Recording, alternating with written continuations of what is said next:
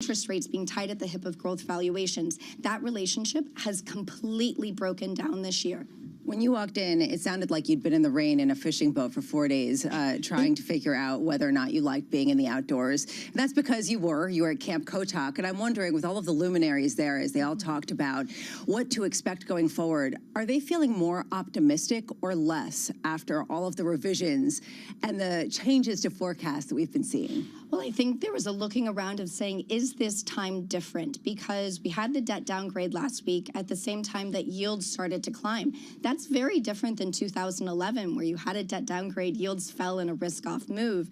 And I think we all looked around and said, we have 8.5% of deficit to GDP right now in a world where GDP is really strong. So what happens when GDP falls? Where does that deficit go? How much room is there for the bond market to absorb this higher issuance? And I think that's the eye-popping thing from last week, is that we all looked around, looked in the mirror and said, oh, wow, yields could actually move higher, given the fact that the bond market is so confident that they would move lower. This is really important. Are you saying that in some ways this was a sea change in terms of really projecting out higher long-term yields than most people had previously thought? I think it's very much a possibility, given the fact that the bond market has been so incredibly confident that the Fed would get inflation rather quickly down to its 2% target. Look at inflation break-evens. They never blew out during this entire inflation episode, which just reflects the confidence of the bond market of the Fed's success. So if the bond market's starting to look around to say, hey, you're spending a lot of money, that could result in higher inflation, and that term premium may need to move higher because of higher issuance, that means that all of these calls for yields to go back to their prior lows or even to revert back to those 3% levels probably are a little bit too premature. I saw Jim Bianco catching some fish at the weekend. Yeah? Do you see that? Put the pictures out on Twitter or X, which is doing my head in. He posted on You know X. what Jim thinks? Jim thinks that inflation is bottoming for the year. It's not topping. Do you share that view? I think it's very possible. So if we think about inflation from a goods perspective, that's been where all of the disinflation has come from.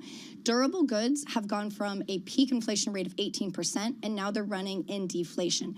They are very much correlated to shipping prices. So look at the price to move a container from Shanghai to Los Angeles. It fell 87% from its 2021 peak. What's it done in July? Up 45%. You're starting to see signs of the potential for higher goods inflation, not just from durable goods, but also non-durable goods, including oil prices up 22%. I think that is a key watch item where we could see a reacceleration. Forgive me for being too simplistic, but is that good or bad for the S&P 500?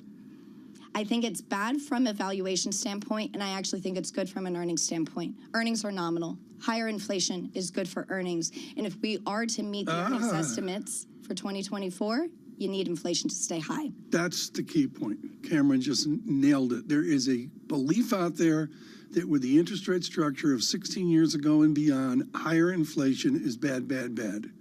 And that's just not true when you look at history. It's just, she nailed that, absolutely nailed that. Raises the question, Tom, of these soft landing hopes and dreams. If we do get it, why is that good for earnings?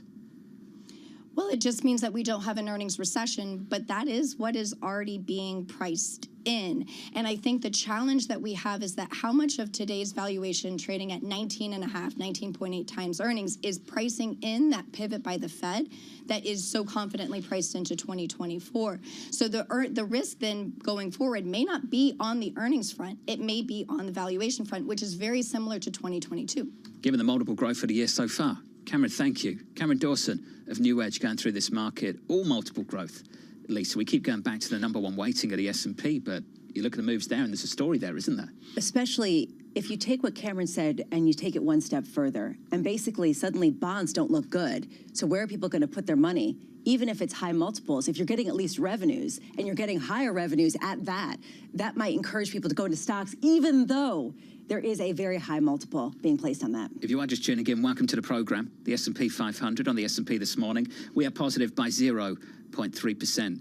Coming up in about 48 minutes, we'll catch up with Mike Wilson, Chief U.S. Equity Strategist over at Morgan Stanley, with a note over the weekend about how fiscal policy has supported equities so far, and we'll get his view on whether he thinks that can last through to year-end and beyond. And TK, I'm told we do have a picture. We got the picture of Jim Bianco with a fish over the weekend. Oh, we do? Wonderful. Action photo? One action photo Let's see how at big Camp it is. Kotok. Explain what is Camp Kotok, TK. Where is this? This Oh, I took that picture. You took that you photo. took this photo in a canoe. You're responsible for that. So you're on the other side of the boat. Can you, No wonder can they've you got the go same to view. Jackson Hole so we can get you and Bramo in a canoe out on the lake? I mean, Bramo, you were out there. If this is an open invite, I am there.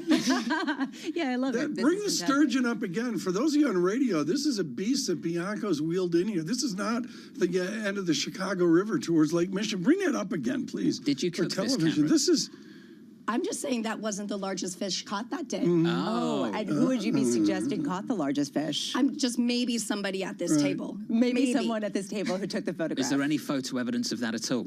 Oh, are you being skeptical? No, I'm just saying, fish stories and fishing, sort of go hand in hand. The truth is that I'm just suggesting that there might be a gender divide, not to need to hold it up and show. I'm just saying. You might not be wrong. diversity is in full swing at Camp Kotok. They do switch from gin to vodka. It's been known that they do that. This is really smart people way up in Maine. McKee has been there. And it is at Camp Kotok, which is a beautiful lake, fresh water with sturgeon and fish. And can you see Cameron Dawson in aisle 7 at LL Bean? I mean, Absolutely not. You don't, John, LL Bean, Freeport, Maine. Where you buy like tents and stuff. Tents and outdoor stuff. I now clothes. get their magazines because of you. Do you? Yes, because of him. I never ordered from them, and now I get.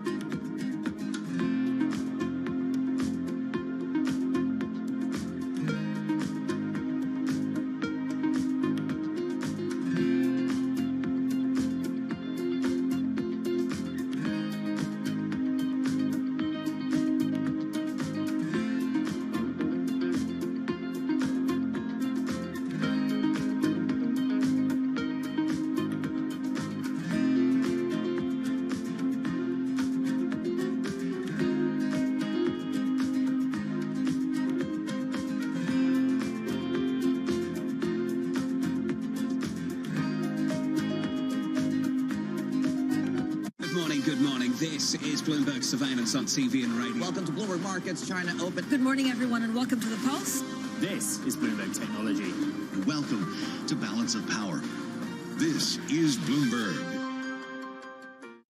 People ask me all the time, what is the key to being a really good investor? And I tell them it's to surround yourself with and work with the best investors you can find. On Bloomberg Wealth, I'm going to take you to meet the greatest investors in the world, the people that I would like to have managing my money.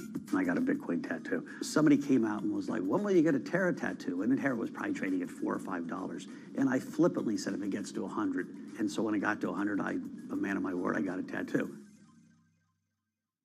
Markets countdown in Europe from the financial centers of the world. Bloomberg Markets European Close with Guy Johnson in London and Alex Steele in New York. Real-time numbers, real-time analysis. Weekdays.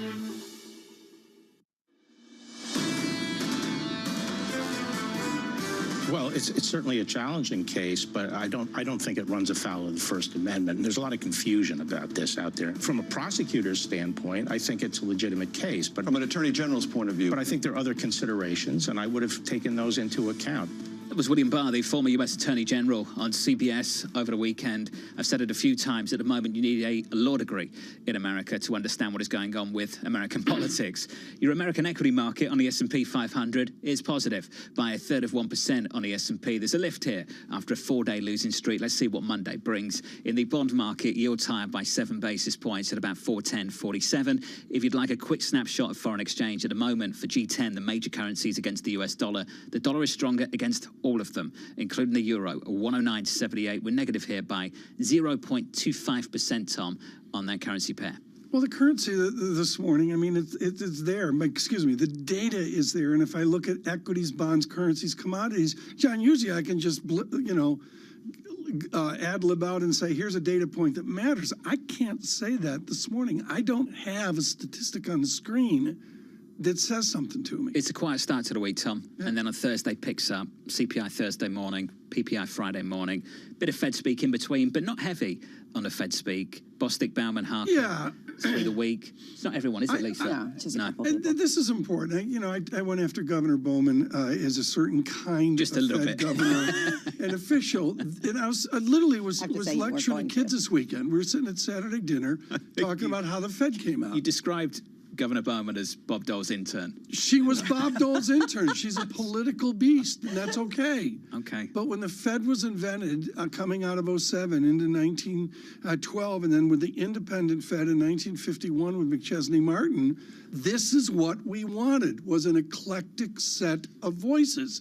Now, some, old fogies would say, well, it can only be monetary PhDs. No, it's eclectic. I just wish they voted like the Bank of England. I knew I you'd just say wish that. there was more dissent. Do you know what we both said Does on Bowman Thursday? agree with Bostic? We No. both said on Thursday we missed you. There was a please, three-way no one split. missed No, it's true. There was a three-way split on the MPC Three-way. on Thursday. I saw that. One voted to hold, the other 8 wanted a hike, and 2 of the 8 wanted 50 and not 25. I saw it. You don't see that at the Fed, do you? No, I just wish we would, and with great veneration, that we have someone very political, very community bank like Governor Bowman. Bostic is his own kind of economics, very different, say, from Brainerd or Clarida or others, Bill Dudley, others that we talk to every day. But that's the eclectic power of our central bank. And speaking of the community banking background, we were talked about the Kansas City Fed. When are they going to get a new president? Well, they got a new president. I saw that. They have Jeffrey Schmid now, who is also of that community banking ilk coming to the fore. So we can meet him in Jackson Hole, I'm sure. 'cause He he'll knows be the there. rules, right? Esther George used to pay for dinner at the diner. So he's got to pick up the tab. I hope he knows. Is there anything else? Is there anything else you'd like to? Lots of other things. Drinks as well. Drinks? Drinks. I'll run him through the Breakfast? traditions. Yeah, breakfast too. I'm and a thinking- golf cart to pick me up, to take me I was to going the to say a canoe ride together, but you're, to the taking it camera somewhere else. position. They send a golf cart. That's right. Yeah.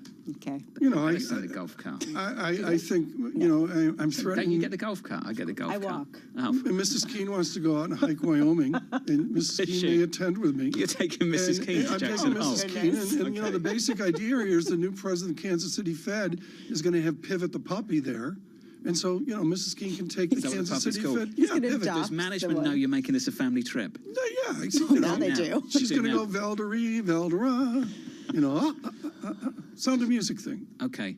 But in Wyoming and not Austria. No, the mountains are all the same. The mountain's a mountain, right? There's What's the some difference vertical between creations. Vienna and Jackson Hole? Yeah. Okay. You Cool. should probably end up at Camp Kotok, where we're going. Wendy Benjamin, to save the moment for us right now. Wendy Benjaminson is with Bloomberg News on the politics of the moment. Wendy, there was a photo in the zeitgeist over the weekend. Major Garrett sitting in for Margaret Brennan at Face the Nation. Folks, on Bloomberg Radio, one of our most popular moments, Sunday afternoon, where we replay the stuff Wendy Benjaminson watches all Sunday morning.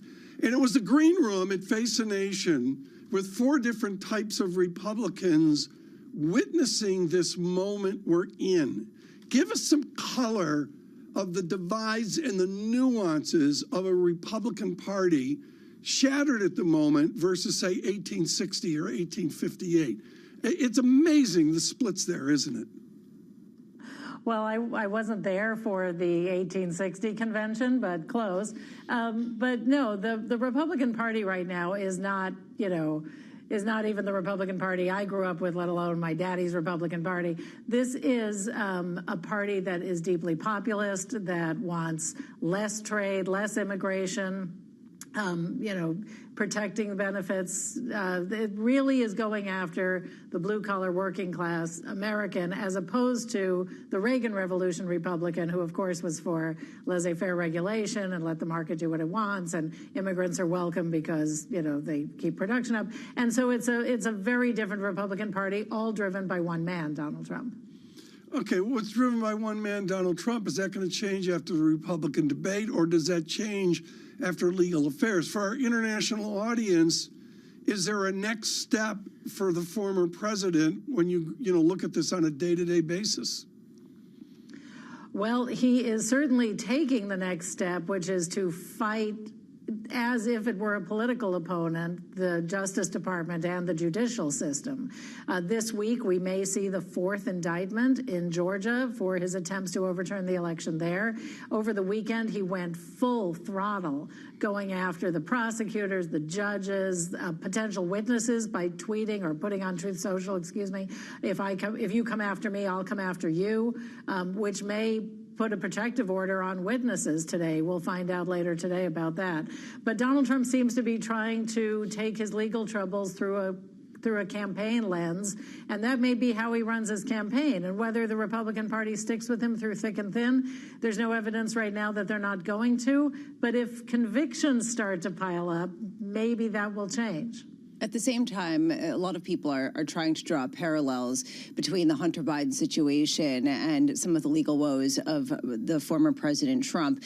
Some people say that's somewhat not analogous. Regardless, there is a clear amount of legal concern around the current sitting president that overhangs that campaign. How many people in the Democratic Party are talking about potential other runners versus Kamala Harris, who's trying to take a much more significant role in the campaign?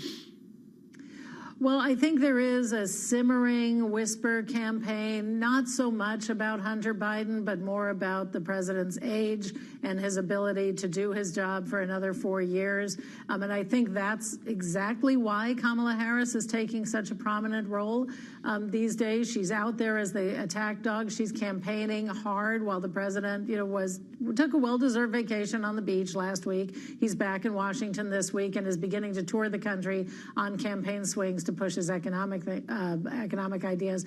But Harris is going to be a very active VP in this campaign, and I think it's because, frankly, the potential for her to be president is greater than it is for other VPs. Is that right, Wendy? Can we just go through that a little bit more? Is that based on age? Is that the worry there?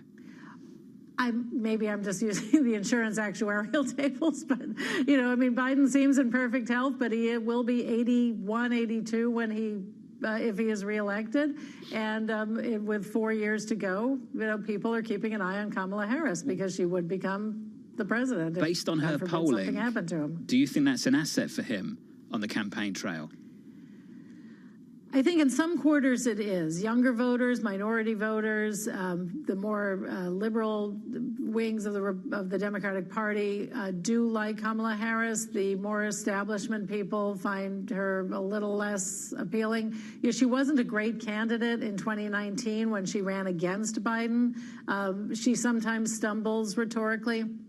And so she's got some issues, but she's definitely an asset with a certain group of voters who are not enthusiastic about Biden. The phrase I hear a lot of is word salad associated with the vice president. Yes. Wendy, thank you. Wendy Benjaminson of Bloomberg down in Washington, D.C. A lot of word salad, Bramo, on some interesting issues. There was a New York Times article over the weekend where it talked about how personally she takes it and how she's been very defensive in a lot of her speeches because of the amount of criticism she's had. And so she's trying to change that and be more forceful. But either way, a lot of people say she's not going to really bring the popularity to the campaign that would necessarily. That was just Ramo. I mean, come on, am I wrong? The numbers say. That was brilliant. Uh-oh. The numbers. We're out of time. SocGen joining us shortly. Your equity market positive from New York. Lisa, that was good. This is Bloomberg.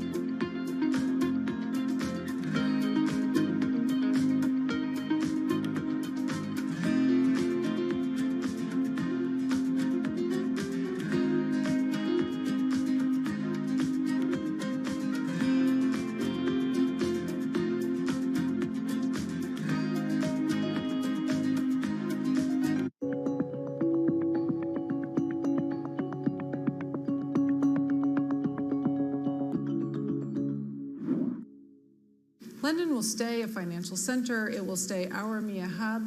We'll just have a rebalancing onto the continent. And actually, the numbers of who has moved across aren't that big. So it's sort of in the 200 level. And if you think about 15,000 people, that's sort of not that material. And so I do think both will basically continue to grow and continue to be very relevant. What will change, though, and the big thing that's changing, is actually the risk-taking is what's going to move. And so we've historically had risk-taking in the UK. That risk-taking and the assets that go with it, not the people alone, but the assets that go with it, that's the next phase of what we're now moving into. And that will be a material change.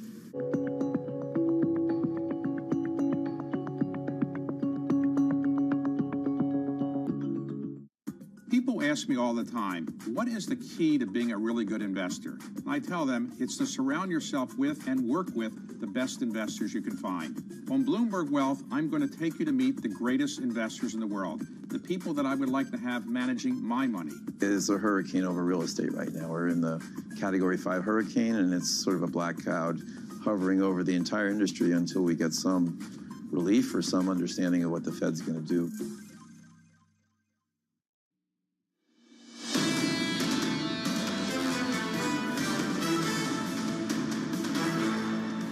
Equities trying to bounce here on the S&P 500. 4-day losing streak. Biggest weekly loss going back to March on the S&P 500. Your equity market up here by 0.2%. The Nasdaq 100 positive by 0.4%. Into the bond market, 2-year, 10-year, 30-year, 10-year. Aggressively higher on the yield side of things Monday through Thursday, and then coming back on Friday following payrolls. Bit of a bounce this morning again, up by 6 or 7 basis points on a 10-year, 410.26 on a 2-year, 483.31. Want to get to under surveillance. We've got some breaking news in the mix as well. We'll get to that in just a second. Under surveillance this morning, plenty of Fed speak going into CPI this week, of course. We've talked about Governor Bauman and her comments over the weekend, indicating, quote, additional rate increases will likely be needed to get inflation on a path down to the FOMC's 2% target. We'll get more data later this week. CPI due on Thursday. PPI scheduled to come out on Friday.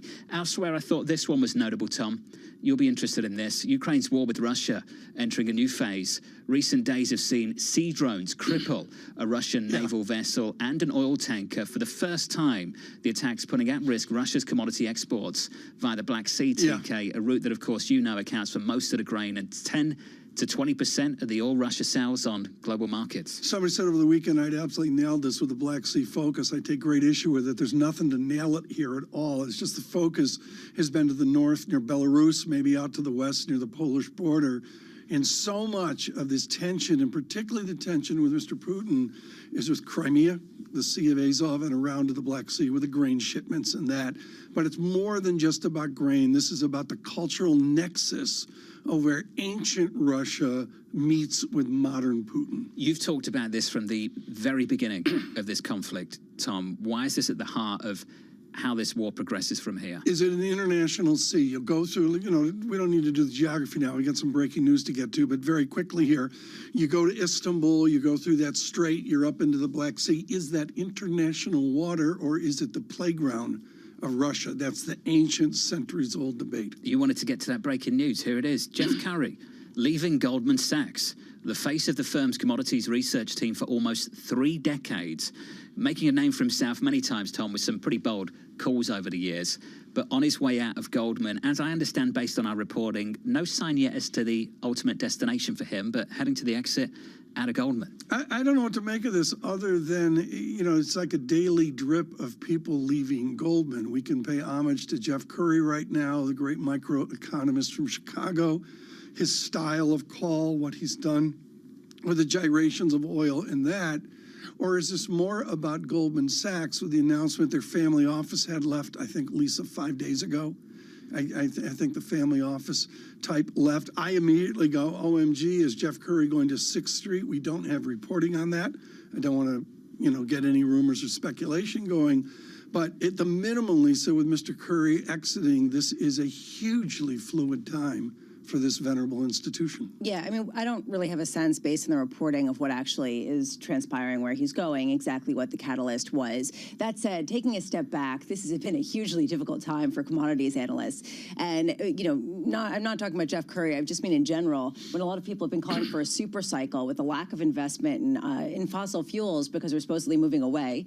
Graduates are shifting away from that as a career. We're looking at the potential of some new energy that hasn't happened yet at a time when energy prices are starting to percolate back up to that super cycle that they were earlier talking about. For those reasons, I imagine Jeff Curry's not done. There's probably some work to be done. Thank you, yes. Elsewhere. Tom, there are certain people at certain places who are just the face of the research division. Yeah. And Jan Hatzius on the economic side is the face of economics at Goldman Sachs. Jeff Curry is the face of the commodities desk over at Goldman. TK, yeah, he's it. He really is it. The common theme there of Hatzius, of Bill Dudley and Ed McKelvey when they He's a big personal drove brand. economics, Steve Roach at Morgan Stanley, all these people have bulletproof academics. They've been right, they've been wrong, et cetera, et cetera. But the answer is they've got bulletproof academics. The nuances here, to pick three, Ed Morse at Citigroup, Francisco Blanche at Bank of America, and Jeff Curry, they're all different, but their common theme is huge academics that they bring to the table. Here's a quote in our story from a former colleague of his. He's a little bit of a mad scientist. There's never a time I couldn't get a meeting with a CEO, an oil minister, or a hedge fund founder if Jeff Curry was with me. And that really speaks to what you're talking about, John, in terms of the face of research. Going. He's brilliant. I remember bumping into each other at Terminal 5 Heathrow on the same plane, and we're just stopping there chatting. He just wanted to chat. He's just one of the best, and I'm looking forward to see where he ends up, because I know he's going to do great wherever he goes, Tom, and he's going to want to talk about the issues that Lisa describes. There are many in the commodity market at the moment. He helped finance a movie on the Kinks. So, you know. I didn't know that. Maybe he was tired of waiting. Okay. Tired of waiting. You see, you suck me in. I think all right. They spit you right back out. That's what he said to Mr. Solomon. For you. We still won't, even after. You made the point about what's happening at Goldman, and a lot of people are leaving. A lot of people. We're trying to be diplomatic here on a Monday morning, key departures. folks. But and frankly, making way less headlines. The woman that ran Family Office leaving 5 or 6 days ago is probably a bigger deal than Mr. Curry leaving. Anyways, there's the breaking news. Srinath Rajan will have much more from Bloomberg News on this through the day as we report out Mr. Curry's exit from Goldman Sachs. She is with the derivative house of Paris. Societe Generale Subhadra Rajappa joins us right now, head of U.S. rate strategy. Subhadra, with great respect for your research, what's changed, what's new as you gallivant into August? What's changed is really the trajectory for the data. I mean, the expectation was that in the second half, you should start seeing a slowdown in the data. Employment should start to moderate. Inflation, of course, is moderating as we had expected. But broadly speaking, the economy has been extraordinarily resilient to very high interest rates. So that's really what's really throwing everybody into a loop. I'd say it's been a very, very frustrating year for both the bond bulls as well as the bond bears, because at certain times of the week, both the bulls and the bears are right. And it's been a very, very tough call on the markets, given the fact that the economy seems to be, doing well despite higher interest rates. Subhadra, we've got a new rate regime, and my great theme for this morning is maybe there's a deflationary tinge out there on asset repricing as well. Are you pricing in the dynamics of assets dropping in price with a rate strategy, or are they discrete right now? Well, I mean, asset prices are going to have to drop eventually with higher interest rates. But, you are seeing a bottoming out, if you will, of the housing market. You're seeing some improvements there in the recent data. So it feels like there's a little bit of an adjustment process going on as we speak to higher interest rates. So asset prices seem to be adjusting quite well. How long that lasts is yet to be seen. Some of the risky assets are coming under pressure because of higher interest rates, but real yields are around 1.8%.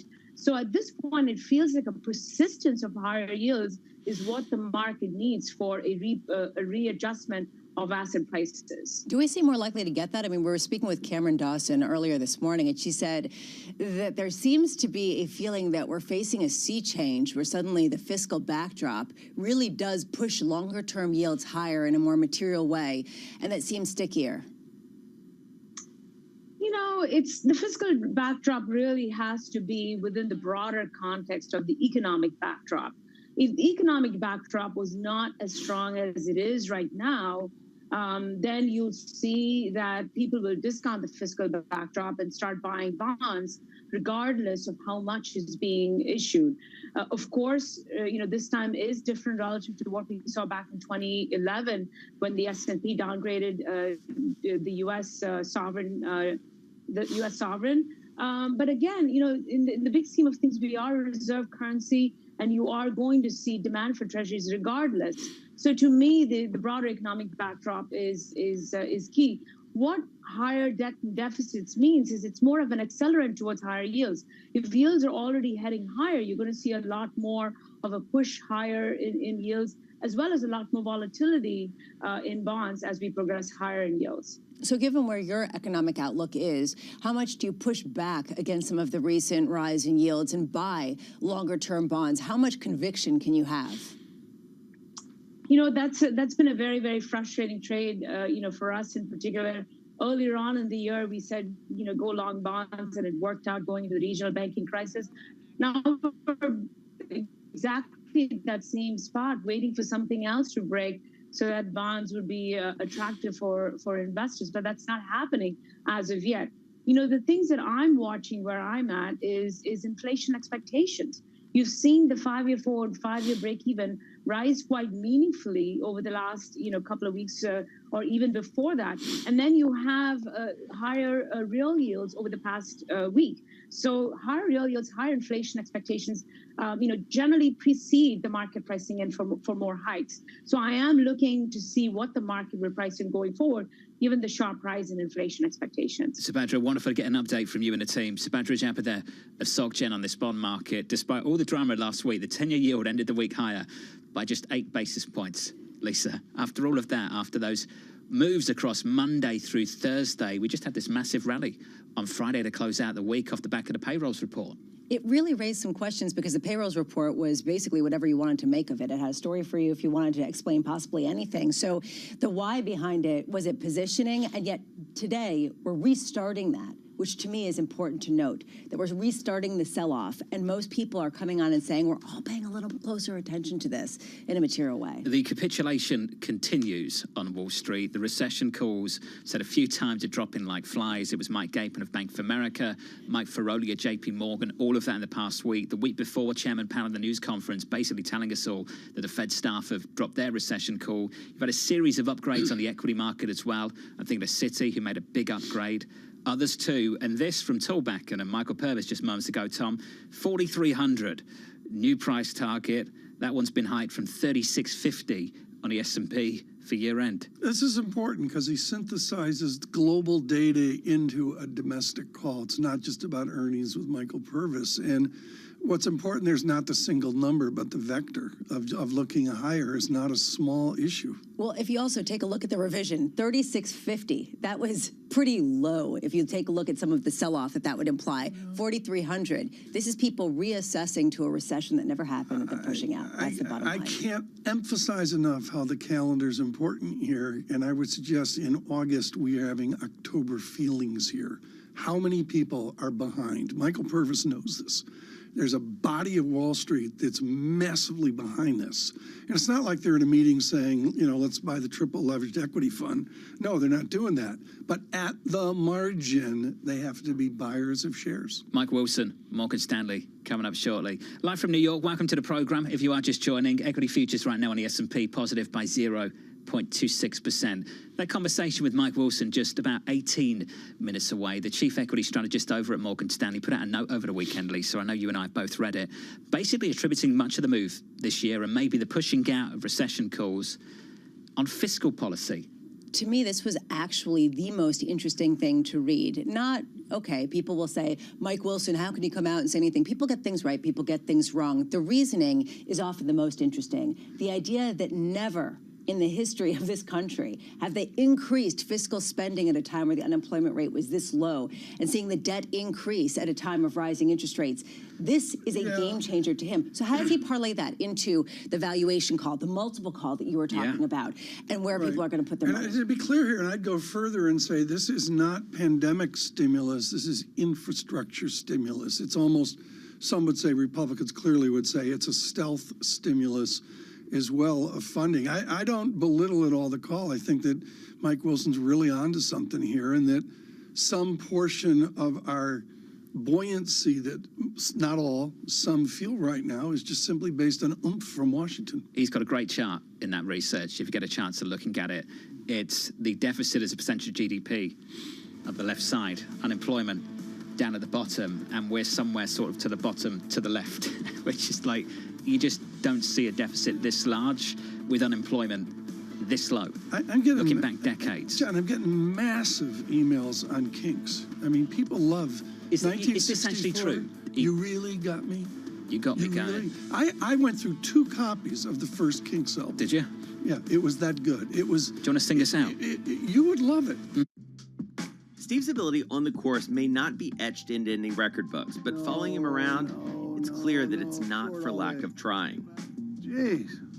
We were constantly hustling behind him as he caught up with executives in the portfolio companies and reminisced with former and current players. He's a day trader. He taught himself, self-made day trader. Yeah. And so he's on the bus after a game in New England, and he's day trading on the bus, and Bill Belichick sees him and cuts him on the spot. You know, in many ways, it's a convention, right, of the people that I don't see maybe once a year. And so it's kind of all come together. My firm, our charity, fundraising efforts, and then the friends that are around. My dad and my brother, it all happens right there as a confluence of all these parts of my life that have found its common center.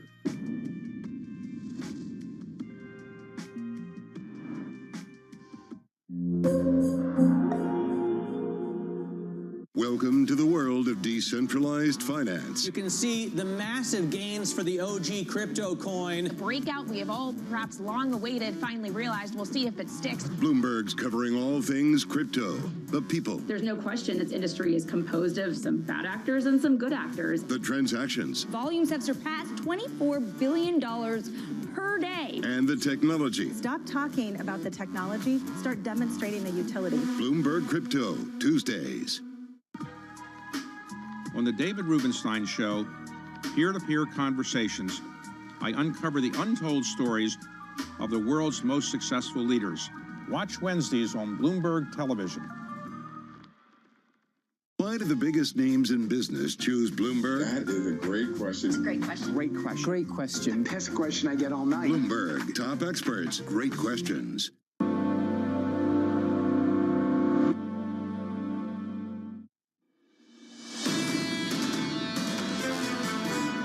You're not seeing that trade-off between tech and rates the way you did last year. Every time rates went up, tech went down. You're not seeing that right now because tech has come through with good earnings, even in higher rates. And they've got so much cash, they're now earning money on some of that cash. So that whole idea that tech is going to be in trouble because rates are going higher is a little bit difficult on the very mega tech side to see.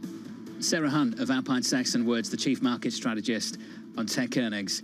Tech earnings, disappointing for the likes of Apple last week. Biggest one-day drop of the year for Apple. The stock is negative by 4.8% on Friday, Tom. It was down Thursday, Wednesday, Tuesday. I could see you shaking your head. I know you've got something to say here. Apple this morning positive in the pre-market. Well, this is not gospel, but what adults do in the markets, they look at standard deviation moves. And to your correct point, John, Apple had a solid 2 standard deviation move to a lower, weaker price, unlike some of the success stories that were out there last week. But with that, it's not like it's a technical breakdown. I thought Sarah Hunt, when we spoke to her, was on fire. I thought she was just great. Dan Ives of Wedbush still bullish, Tom. Still bullish on the stock, despite a weak earnings report, raising their price target from $220 to $230. iPhones and services will accelerate in the June quarter, with the softness all Mac and iPad driven. When excluding FX and focusing on the hearts and lungs, iPhones and services, this was a strong performance and guidance in our view, and we would be strong buyers on any weakness. Well, Tom, I can tell you in the last week, we've had some of that. We've had some weakness. Doing some important research now. Joining us from Hirschgebu Leedspillion 25, 1017 PS Amsterdam, where Apple says, "Wil je weten wat voor Joe de best is," is Daniel Ives. He is in Amsterdam and joins us by phone this morning. Dan Ives, does Apple sell in Amsterdam like it sells in New York, like it sells in Chicago, like it sells in LA?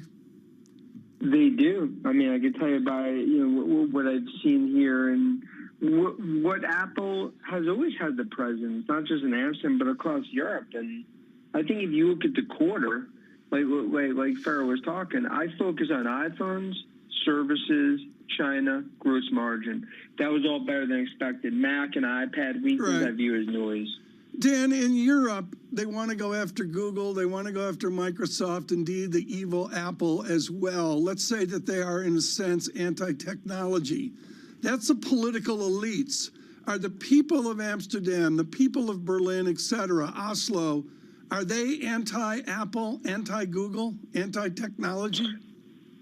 They're not anti-Apple. They're actually pro-Apple, and I think investors are pro-Apple. I think when it comes to the EU and when we see from a regulatory, that's a whole nother situation. But I think it just comes down to fines for big tech companies like Apple, Google. At this point, that's like drinking a cup of coffee. And I think the investors are going to continue to view that as background noise, even though the heat gets hotter in the kitchen. Let's talk about the heart and lungs of it, Dan. I think over the weekend, someone in Barron's said something like iPhone zero growth. Now, Dan, we've had 3 quarters of that. The stock's trading at a multiple of 30 times earnings, and it's up 40% year to date. What's the argument still that this is a growth stock? Well, first you have 400 bips of FX headwind. So the 0%, when I view it from a constant currency perspective, where they're growing, and then you look at now what goes into the iPhone 15, which I view as basically a mini super cycle. You have 25% of the install base that is not upgraded in 4+ years. So even though they've gone through what I'll call conservative growth, that's going to now start to be high single digit, potentially double digit. And then at the same time, services, that is the key to the re-rating.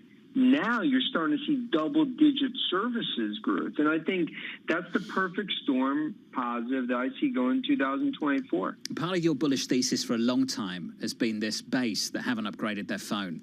Dan, at some point, does that base get big enough that actually that's no longer a bullish thesis, that they've just been sitting there and they're not upgrading year after year after year after year? Do you start to change your mind about why they're not upgrading? Yeah, it's a great question. I think the other thing is they're adding iPhone. I mean, they've added over 150 million iPhone users just if you look at the last 18 months. So I think what's starting to happen now, that's 1.2 billion, which at one point was below a billion before COVID. So I think what's starting to happen is they're gaining more and more share in China. They've gained 300 bips of market share in China in the last 2 years, despite the geopolitical. And I think it just comes down to you'll see the bears come out on Apple, especially over the last week. But I believe this is just a pause. Selling Apple into this iPhone 15 cycle, in my opinion, it's leaving the Super Bowl at halftime. I love iPhone 0. I got to say, John, I'm still thinking about that. Are you going to get an iPhone 15? No, I'm going to get an iPhone 0. Zero growth. I mean, that's sort of what Barron's was going after them for. There is a question, though, Dan, of what you do with the multiples, with the valuation of a stock at a time, where some people are speculating that there is not a lot of growth in the smartphone industry. Nothing really wrong against Apple, just in general, there has been this real slowdown. At what point can you continue to be bullish on Apple shares if you continue to see longer-term rates creep higher, if you continue to see the valuation proposition challenged on a more macro front? Sure, an excellent point. I'd also say it's something Key and I have talked about a lot. The gross margin story. I mean, the highest gross margins ever. because of what we've seen on the M2 chip and the innovation, the margin there, and that's going to continue to go higher. That's just higher from a margin perspective. And I believe services is the key. Services, in my opinion, is worth 1.3 to 1.4 trillion alone. And even though we have this from a tech multiple headwind perspective, I think it starts to abate. And I think services is ultimately the key to how this thing re-rates higher, along with an iPhone 15 cycle that I believe is going to be massive. This really speaks, Dan, to this question around what the content will be that really feeds some of their services. This idea that Lionel Messi was name-checked on the call as one of the reasons why they've seen a real increase in subscribers. So what are they going to use with that cash pile to acquire more content? Are they going to buy, I don't know, a London football team?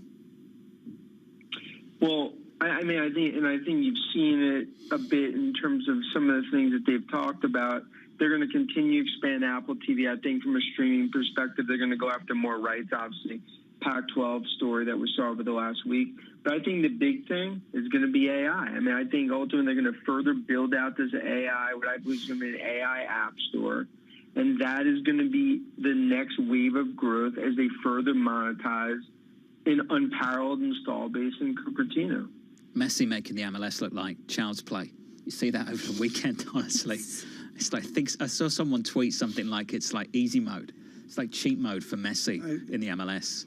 Just different standard. Dan, thank you, sir. Dan Ives of Wedbush, still constructive, optimistic on this name ahead of the launch time. You've said it a million times, we've played this game so many times over the years. It's dead, it's dead, it's dead. New phone comes out and boom, and we'll see what this quarter holds. But certainly the trend over the last 3 quarters has not been favourable for this stock.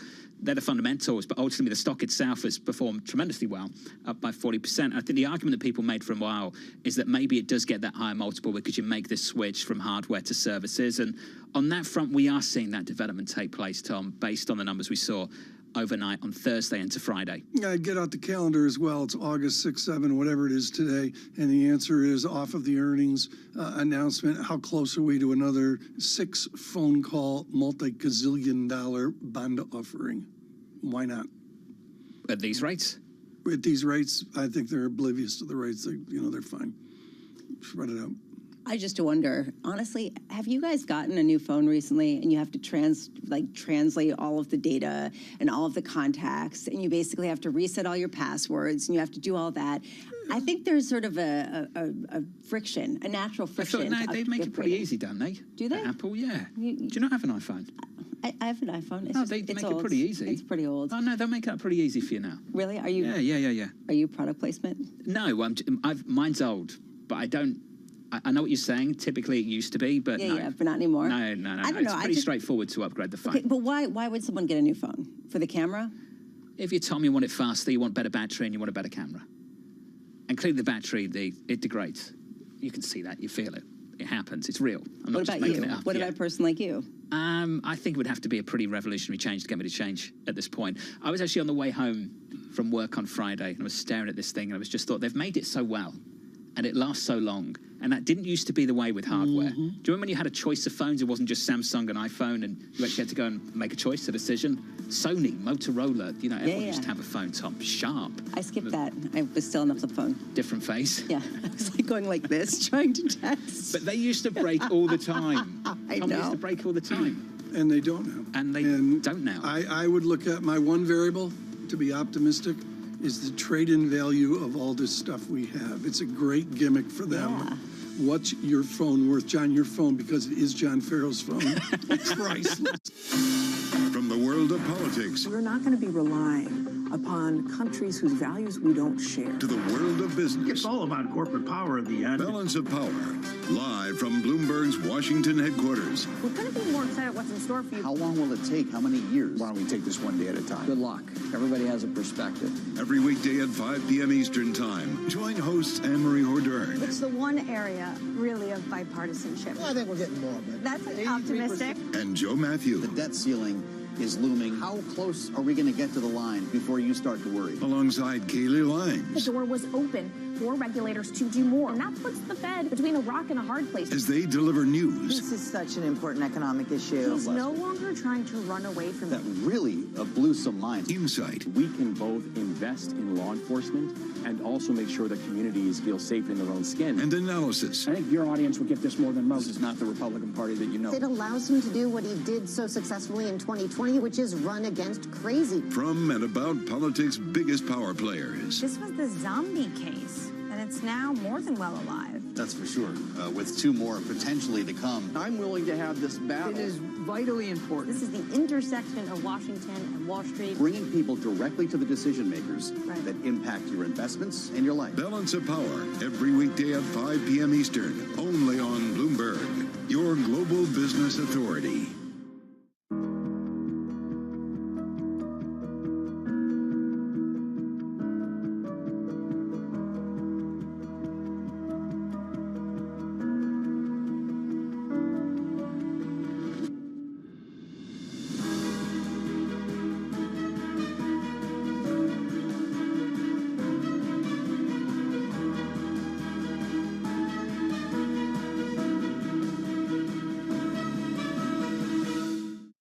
So what's the best investment advice you've ever been given by anybody?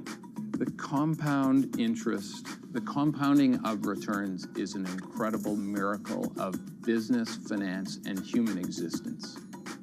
Everything you learn is additive every day, and if you keep at it and don't quit, it's an incredible miracle. And it's not just interest. It was always said about compound interest returns, compound business returns, compound human returns. They're all very additive because you learn every day. And if you keep at it, it's very, very helpful. In your observation of investors, what do you think is the biggest mistake that average investors make? Selling at the wrong time. And they sell when the prices go down? Yes. Yes. Not keeping, look, people have conviction, or they invest for if they invest for the right reasons, just keep at it. How did Jeff Bezos realize you could sell anything on the internet? The web was growing at something like 2,300% a year. Anything growing that fast is gonna be big. Why did Bill Gates create Control-Alt-Delete? Kind of become the poster child of, hey, couldn't you have made this stuff a little simpler? And what inspired Diane von Furstenberg to create the wrap dress? The wrap dress created me. On the David Rubenstein Show, I uncover the untold stories of the world's most successful leaders, right here on Bloomberg.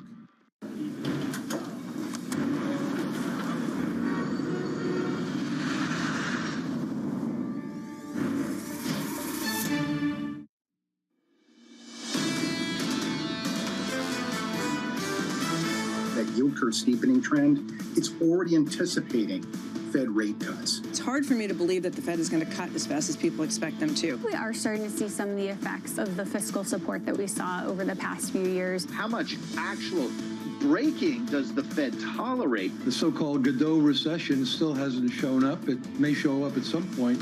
This is Bloomberg Surveillance with Tom Keene, Jonathan Farrow, and Lisa Abramowitz. Good morning, everyone. Bloomberg Surveillance, Jonathan Farrow, Lisa Abramowitz, and Tom Keene on radio, on television, deep into the summer days of August as well. Lots to talk about. Yardeni talking about Godot. John, we're not waiting for Godot. We're waiting for an inflation report later this week. Yeah, this is the runway, Tom, the calendar. So August 10th is CPI. The next report after that, I believe, is September 13th. Then there's a Fed decision on September 20th. You may or may not hear from Chairman Powell at Jackson Hole somewhere in between the 24th and the 26th of August are those dates for that symposium. But Tom, so far so good. You're seeing progress. You're seeing payrolls decelerate, job openings come down, the quits rate fall. You're making progress. But ultimately at the moment, the inflationary data in the unemployment report, you look at a labour market, Tom, that still looks hot to me, an unemployment rate that's 3.5%, and wage growth has a 4 handle. And for most people, that means this Fed is not ready to cut anytime soon. There's 2 phases to this. Phase 1 is hike. Phase 2 is hold. Goolsbee wants you to start thinking about phase 2. So even the doves on the committee aren't talking about cuts. Right. They just want to be done with hikes, and they want to sit here for a while and wait for inflation to come back down. Getting used to a new inflation regime. The most important thing for me this morning, besides the Jeff Curry news, we'll address that in the hour. Mr. Curry, Dr. Curry, I should say, leaving Goldman Sachs. To me, the real news this morning is the German 30-year yield back to 2014. Internationally in finance, we're getting used to a new higher rate regime. That's what's new this August. Well, let's take a 10-year view. We've talked about this for a while. 2 anchors around the neck of the global bond market. 1, the Bank of Japan, 2, the ECB. ECB anchors away last 12 months. BOJ, last few months, starting to see the same thing start to develop. Tom, that's a big change. So we need to work out, is this a new floor for the global bond market, for global bond yields? Or are we starting to talk about a new ceiling? Can yields go much higher from here? Or ultimately, can they only fall so far? That's a debate we'll have in the next few weeks. I would suggest, Lisa, that the larger companies that we've talked about, particularly with Dan Ives here moments ago on big tech, life goes on at these rates. But I don't understand if we see a breakout in a 30-year mortgage in America, 7.38%. I think the high was 7.41%. Can we start to frame an 8% mortgage? I'm not there yet, but boy, does that change the dialogue. There's a bigger question, especially as people shift away from this idea that we're going to go back to lower long-term rates. Was that debt reckoning that everyone was talking about, that we were supposed to experience when the Fed and the ECB raised rates, was that actually just taken off the table? Or was that really deferred until now, until a time when suddenly people start to think about the fact that we do have debt, we do have fiscal spending that does continue, and suddenly money costs something in a material way. Right, the inflation, that's the key phrase. The inflation Absolutely. picture is not going back to what it used to be. That really raises questions long-term for a lot of markets. And all of a sudden, there's a cost of money is the heart of the matter. John, let's begin the data. I'm looking at the inflation-adjusted 10-year yield, the statistic I use, the 10-year tip, 1.71%, lower than 1.80, but more restrictive, more higher than it was 2-3 weeks ago at 1.50. Well, let's go to the nominal yield as well, Tom. Yield's up this morning by 6 basis points at 4.0945%. You're all aware at this point we are on a 4-day losing streak on the S&P 500 and trying to look for a bounce up by, let's call it 0.25% on the S&P, Tom. Biggest weekly loss going back to March, Tom, last week for the S&P 500. And it's as simple as that. I mean, the equity markets where they are. The VIX 17.12 is out above the calm of a 13, even a 12 statistic seen over the recent number of weeks. Our conversation of the day now on the equity markets, the stock market with Michael Wilson. Mike Wilson, CIO and Chief U.S. Equity Strategist at Morgan Stanley. Mike, you go over and you study Ellen Zentner's notes and you look at fiscal tightening. Describe fiscal tightening, describe what it means for the Standard & Poor's 500. Yeah, good morning, guys. Yeah, look, I think, I don't think we've hit a wall completely here, but I think it's fair to say that the fiscal impulse that we've experienced over the last 12 months caught a lot of people off guard, including ourselves, and it has really kept the economy going in a way that most people were not projecting. And that has led people to believe that this can continue. Now, there's been a confluence of events for why interest rates have risen. I wouldn't blame it all on the downgrade last week. In fact, probably none of it is. I think the bigger issue is just simple supply and demand. We have an enormous amount of supply to fund all this spending at a time when perhaps some of the natural buyers are not there anymore. For example, the banking system, pretty full up on treasuries. And, of course, the Bank of Japan's changed last week. So, I think the interest rate move, look, first of all, stocks were already expensive on their own cost of capital going up. Now, think about it this way. The recovery we've had since COVID has been funded by the government for the most part, okay? And now their cost of capital is going up. So that has to have some sort of a knock-on effect to valuations. If we were trading at a lower valuation here, I wouldn't be so concerned about the growth outlook. But given our growth outlook, which is more pessimistic than most, that's where you have a real issue. And look, you can still make money picking stocks. It's just a harder game. And I think that's what most clients are having trouble with. That's where I wanted to go, Mike Wilson. I think this is so important. If we get a fiscal tightening and whatever your matrix is of equity dynamics folded into economics, if you will, does it lead to a more aggregate summed index, or is it where sectors and selected stocks, including the glorious 8 tech stocks, they're partitioned out, they do great while everybody else struggles? Well, that's been the bet that has worked so far this year. But now even those stocks seem to be tiring. I mean, this earnings season has been a sell the news, so to speak, if you want to call it that, even with companies that put up good numbers, it's been kind of a faded because the market anticipated, kind of this stronger economic bounce this year and perhaps earnings not being as bad as people were thinking, and then we kind of muddle through. So now the question, I think for this rally to continue, it has to happen internally, right? We have to have breadth improve. We need to see a rotation into some of these lagging areas. We've started to see that. We're not convinced yet. That the breadth, the way we measure breadth, is not convincing to us yet, but we're open-minded to it. But that would be the next stage of the bull market. If you want to be bullish, you have to be buying laggards here. You can't just keep chasing, the Magnificent Seven and forget about everything else. That's not a healthy outcome. What about what Cameron Dawson was talking about, especially at a time of rising yields, in part due to the fiscal backdrop, the supply and demand that you're talking about? It turns out that stocks become not a TINA trade, but a little bit, there is another alternative that's much better. The revenues are going up in an inflationary environment. Yes, multiples look high, but what are you going to do? Go into bonds that are losing value at this point? I mean, how much do you buy that type of argument? Well, we don't buy it because our view is that inflation's coming down much more rapidly from, at the company level than it is in the government statistics. And this is where I think it could get really interesting or tricky in the second half of the year, which is we have government statistics reporting inflation still at 3 to 4%. So the Fed is, going to continue to hold or maybe even raise more. Yet what companies are actually seeing in their businesses, Lisa, are, deterioration. Like we have negative price now in many of the good sectors, right? The PPI, finished goods, is in negative territory, export pricing, import pricing. So it's the opposite of 2021. Think of it this way. In the back half of 2021, companies were getting 15, 20% price, yet the Fed was on hold because they were saying, well, we're not sure yet this is going to be permanent.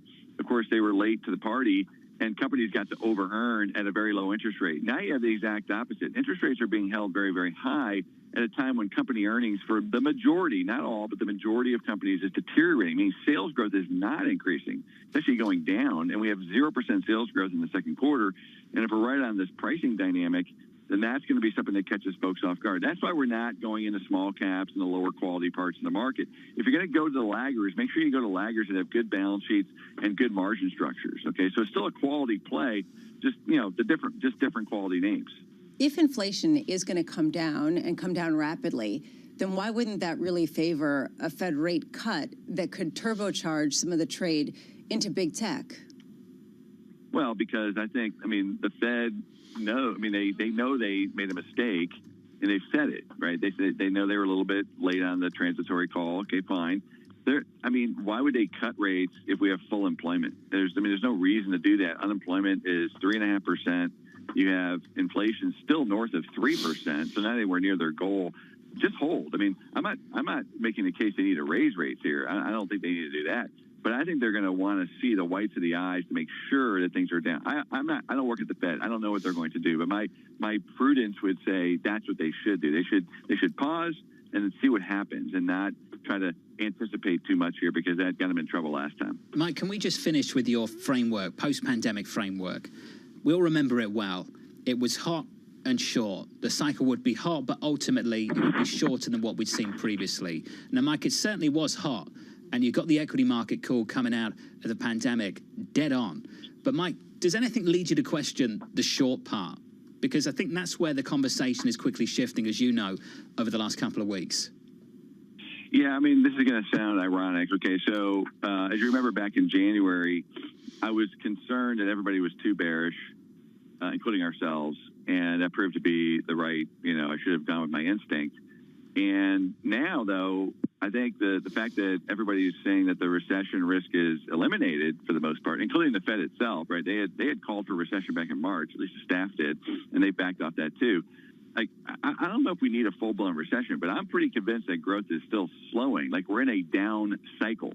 Now, whether that leads to a full-blown labor cycle or not remains to be seen. I think most people have pushed out the recession call to 24. I don't think they've said it's eliminated. So it may be a 4-year cycle as opposed to a 3-year cycle. That's very plausible.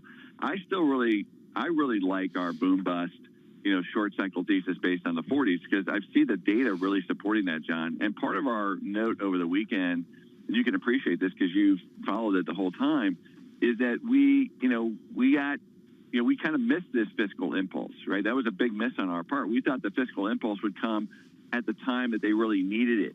The thing about it this way, they're doing 8% budget deficit spending when you have 3.5% unemployment. That's really unprecedented. So what's going to happen if we do get a slowdown next year? And I just think this boom bust thesis is still correct, and maybe the market's looking through it to the other side.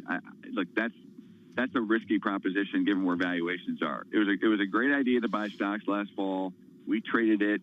We didn't stick with it long enough. Okay. But I think at this stage, you need to be very selective for some sort of retracement, at least back to the 200-day moving average. Mike, wonderful to get your thoughts, an update on the team over at Morgan Stanley on equity research. Mike Wilson there of Morgan Stanley. Just fantastic to catch up with Mike on the path forward from here. If you are just tuning in, welcome to the program. Your equity market positive by, let's call it, 0.25%. Coming up shortly, we'll talk about the US economy, looking ahead to CPI on Thursday and PPI data on Friday. But Lisa, ultimately, that was what was in the research from Morgan Stanley over the weekend. And Mike Wilson and the team pointing out that the surprise for them was the fiscal easing we've ultimately seen. And the fact that the budget deficit is as large as it is at a time that unemployment is still at 3.5%. is pretty remarkable stuff. And if you spin that forward to next year, what he's saying is if we get weakness, where will the appetite be to increase spending to counteract that potential weakness? In other words, if we do go into recession, what will the counterbalance in the fiscal terms be? Yes, you'll have the monetary policy, you'll have rates coming in, but not necessarily some sort of spending package. It's a salient point, but it highlights the degree of uncertainty that we're at right now in terms of the precariousness of the picture. Some people saying it's a backward-looking kind of instrument. Run on cue, Andrew Holmhorst, yes. City. A true soft landing involves inflation slower to 2% while the economy avoids recession. Some economists and Fed policymakers see this as the most likely economic scenario. Andrew and the team say, in our view, it is the least well supported by empirical and theoretical evidence. More on that a little bit later. From New York, good morning.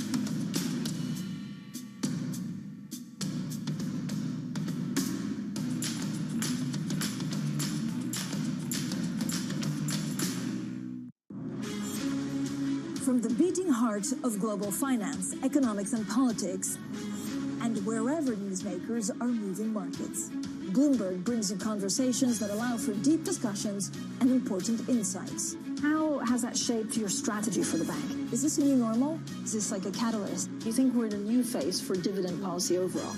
That's a great question. I'm Francine Lacqua, and this is The Pulse, every weekday at 9 a.m. only on Bloomberg.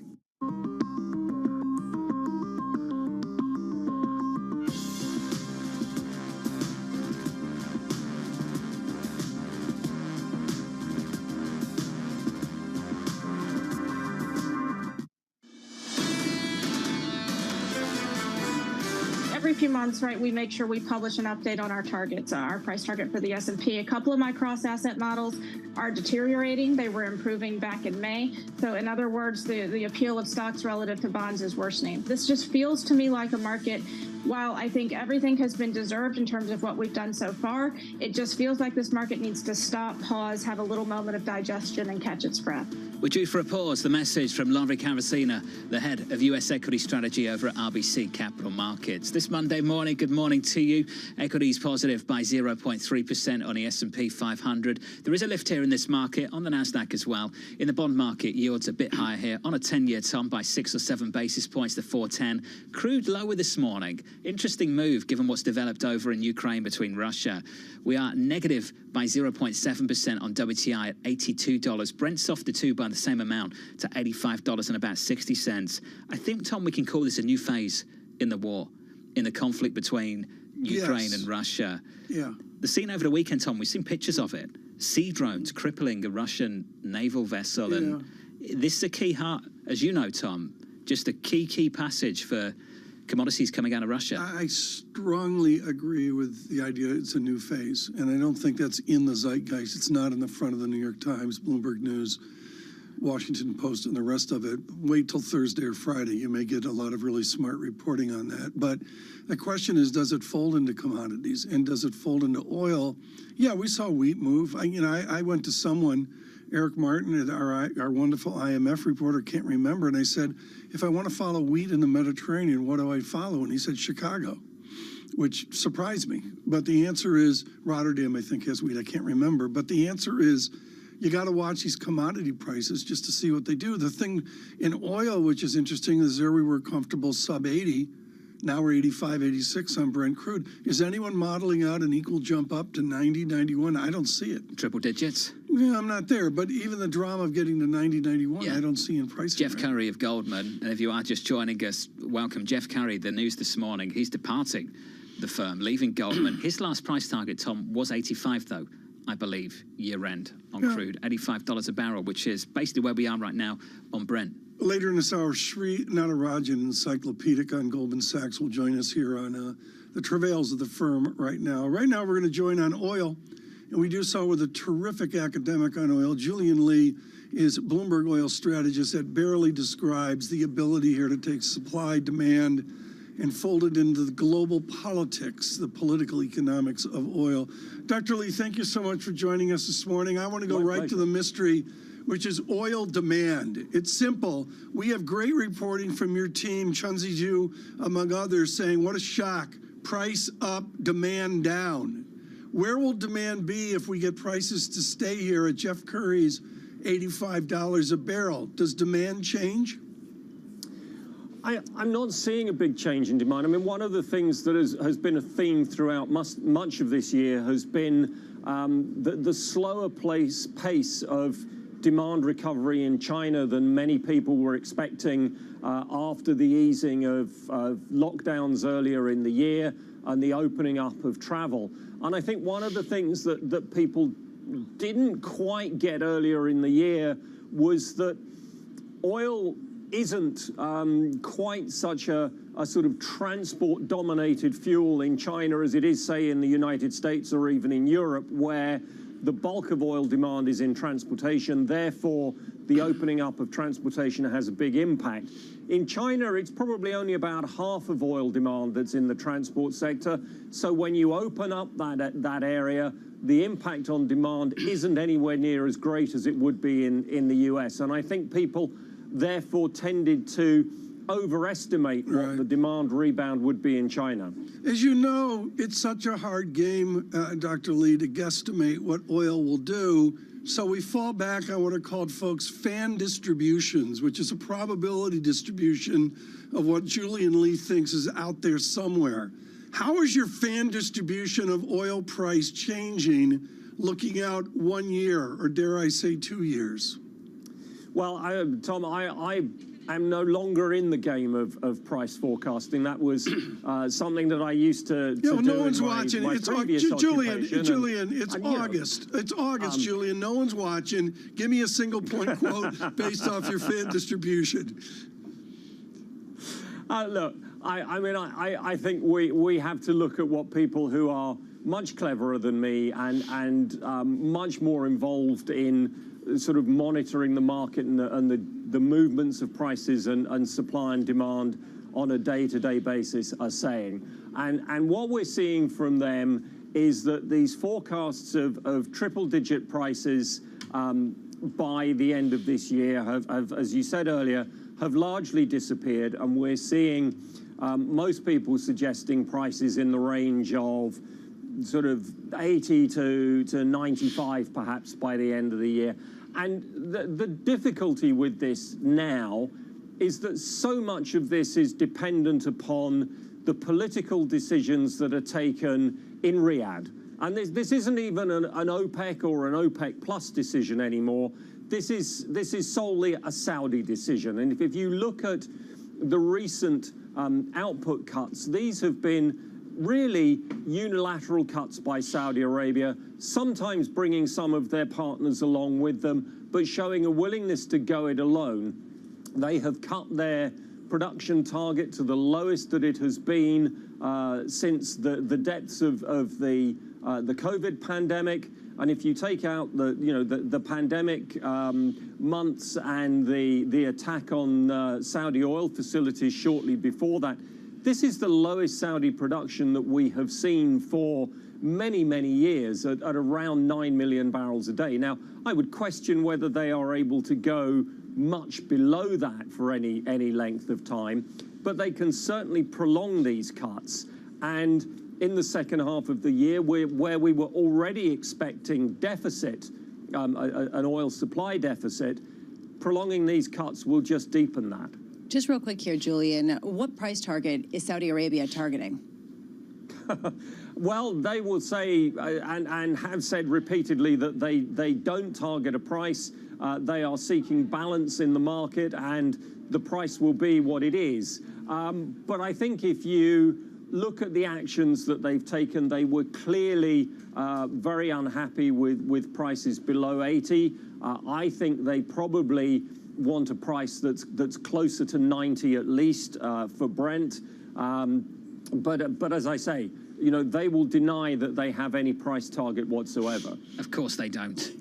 No price targets in Saudi, Of course Tom. they don't. Julian Lee, Julian, thank you. I'd love to know one day just what it is. What is the price target? Where are they happy? I think it's a movable feast. We can take a guess. It's based off their fiscal need, and the answer is on a 10, 20, 30-year basis, it's a higher number than it used to be is what I'd really focus on. Coming up in the next hour, look out for this. Keith Lerner of Truist, Oksana Aronoff of JP Morgan, Ashok Bhatia of Neuberger Berman. So tons of stuff on bonds and Bidenomics and easy fiscal policy. And the questions that Mike Wilson over at Morgan Stanley have been asking over the weekend. Have you ever seen a budget deficit this large with unemployment this low? No. Elisa? You can disagree with his view. You could say he got the equity call wrong. You can say all sorts of things. But he raises a very important point that a lot of people are talking about right now. The fiscal backdrop has changed materially from where it has been historically, and that is shifting people's understanding of where yields should be and shifting their understanding of where to invest. And that, I think, is an uncertainty and also a driving force that a lot of people are looking at right now. Keith Lerner on equities, also Oksana Aronoff of JP Morgan Asset Management on the credit market. I was going back through the previous thoughts of Oksana through the year and went back to spring. And in spring, she was talking about a credit market that was fully valued and high yield spreads were about 390. Then we had the collapse of SVB. It was right before that. Great. Spreads gapped out more than, 100 basis points through 5 percentage points again. And here we are, all the way back down to what? About 390. Pretty amazing, isn't it, Lisa? Just the round trip we've been on in the credit market. It's defied all normal logic, right? Because we were supposed to get this slowdown. It never happened. The why is the reason why people are hinging on that fiscal story, because it's not necessarily just coming from an inherent strength that people saw in the market. That conversation still to come. Your equity market on the S&P 500 positive by 0.2%. It's a quiet-ish start to the week. It will get busier from Thursday with inflation data, your main event. CPI, a few days away. From New York, this is Bloomberg.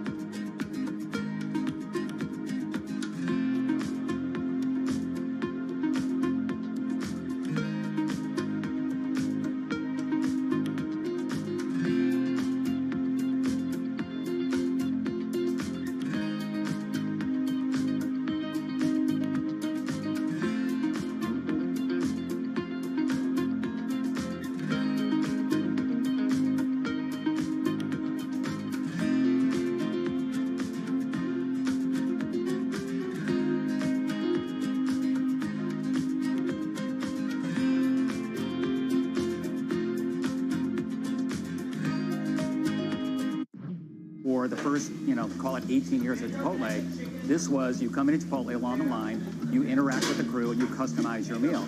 We've got this separate make line, and it's digitized, and so the orders come in, and they're really kind of staged so that if you say at noon, I want to come in at 1 o'clock, we hold that order, and we will send it to the crew like maybe 10 to 1, Right. so it's ready right when you pull up your car. How do you manage these kind of two different staffing needs, right? Yes. And making sure you have the right amount of people Yes. at the right time. We spend a lot of time projecting sales. A lot of it is, it's part art, part science. We're trying to bring more science and more AI into it. Because if you get the right sales projection, then you know exactly what your staffing needs to be. So if you get the sales right, you can get the entire restaurant staffed perfectly. With just a couple people, our average restaurant now does about over $1 million per restaurant in digital sales.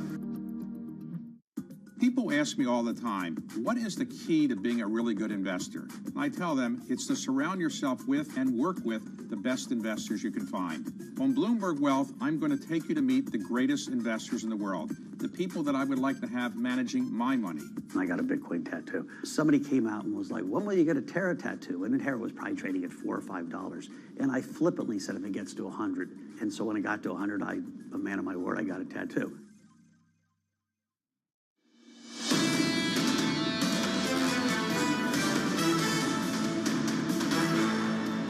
Bloomberg Surveillance. Good morning, everyone. Lisa Abramowitz, John Farrow, and Tom Key. Mr. Farrow on assignment, getting ready for the 9 o'clock hour. Lisa Abramowitz on the break, looking at her LL Bean catalog, Freeport, Maine. Joining us now, the Camp Kotak Report, Michael McKee, Bloomberg International Economics and Policy Fisherman. Cameron Dawson on earlier, showing the beast out of the water with Jim Bianco in the background. We thought we'd bring you on to give true American heritage. First of all, what are the size of the deer flies at Camp Kotak in northern Maine? They're not too bad. I mean, I did not go this year, in all truth, but I imagine I was well represented by Cameron and Jim.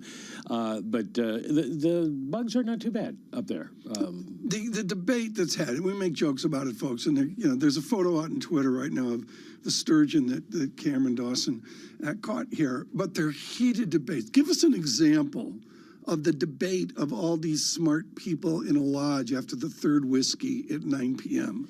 I was going to say, the debates are quite serious, but after the third whiskey, they may be a little bit less so. There's a lot of talk about interest rates in particular and where they're going to go and different people's views on that and then what policy should be. So it's different every year. So we're speaking with you ahead of a really significant week, one of the big data points ahead of the Fed meeting in September, ahead of Jackson Hole coming up here later this month. We've got CPI on Thursday, PPI on Friday, also the University of Michigan Sentiment Survey with that inflation read.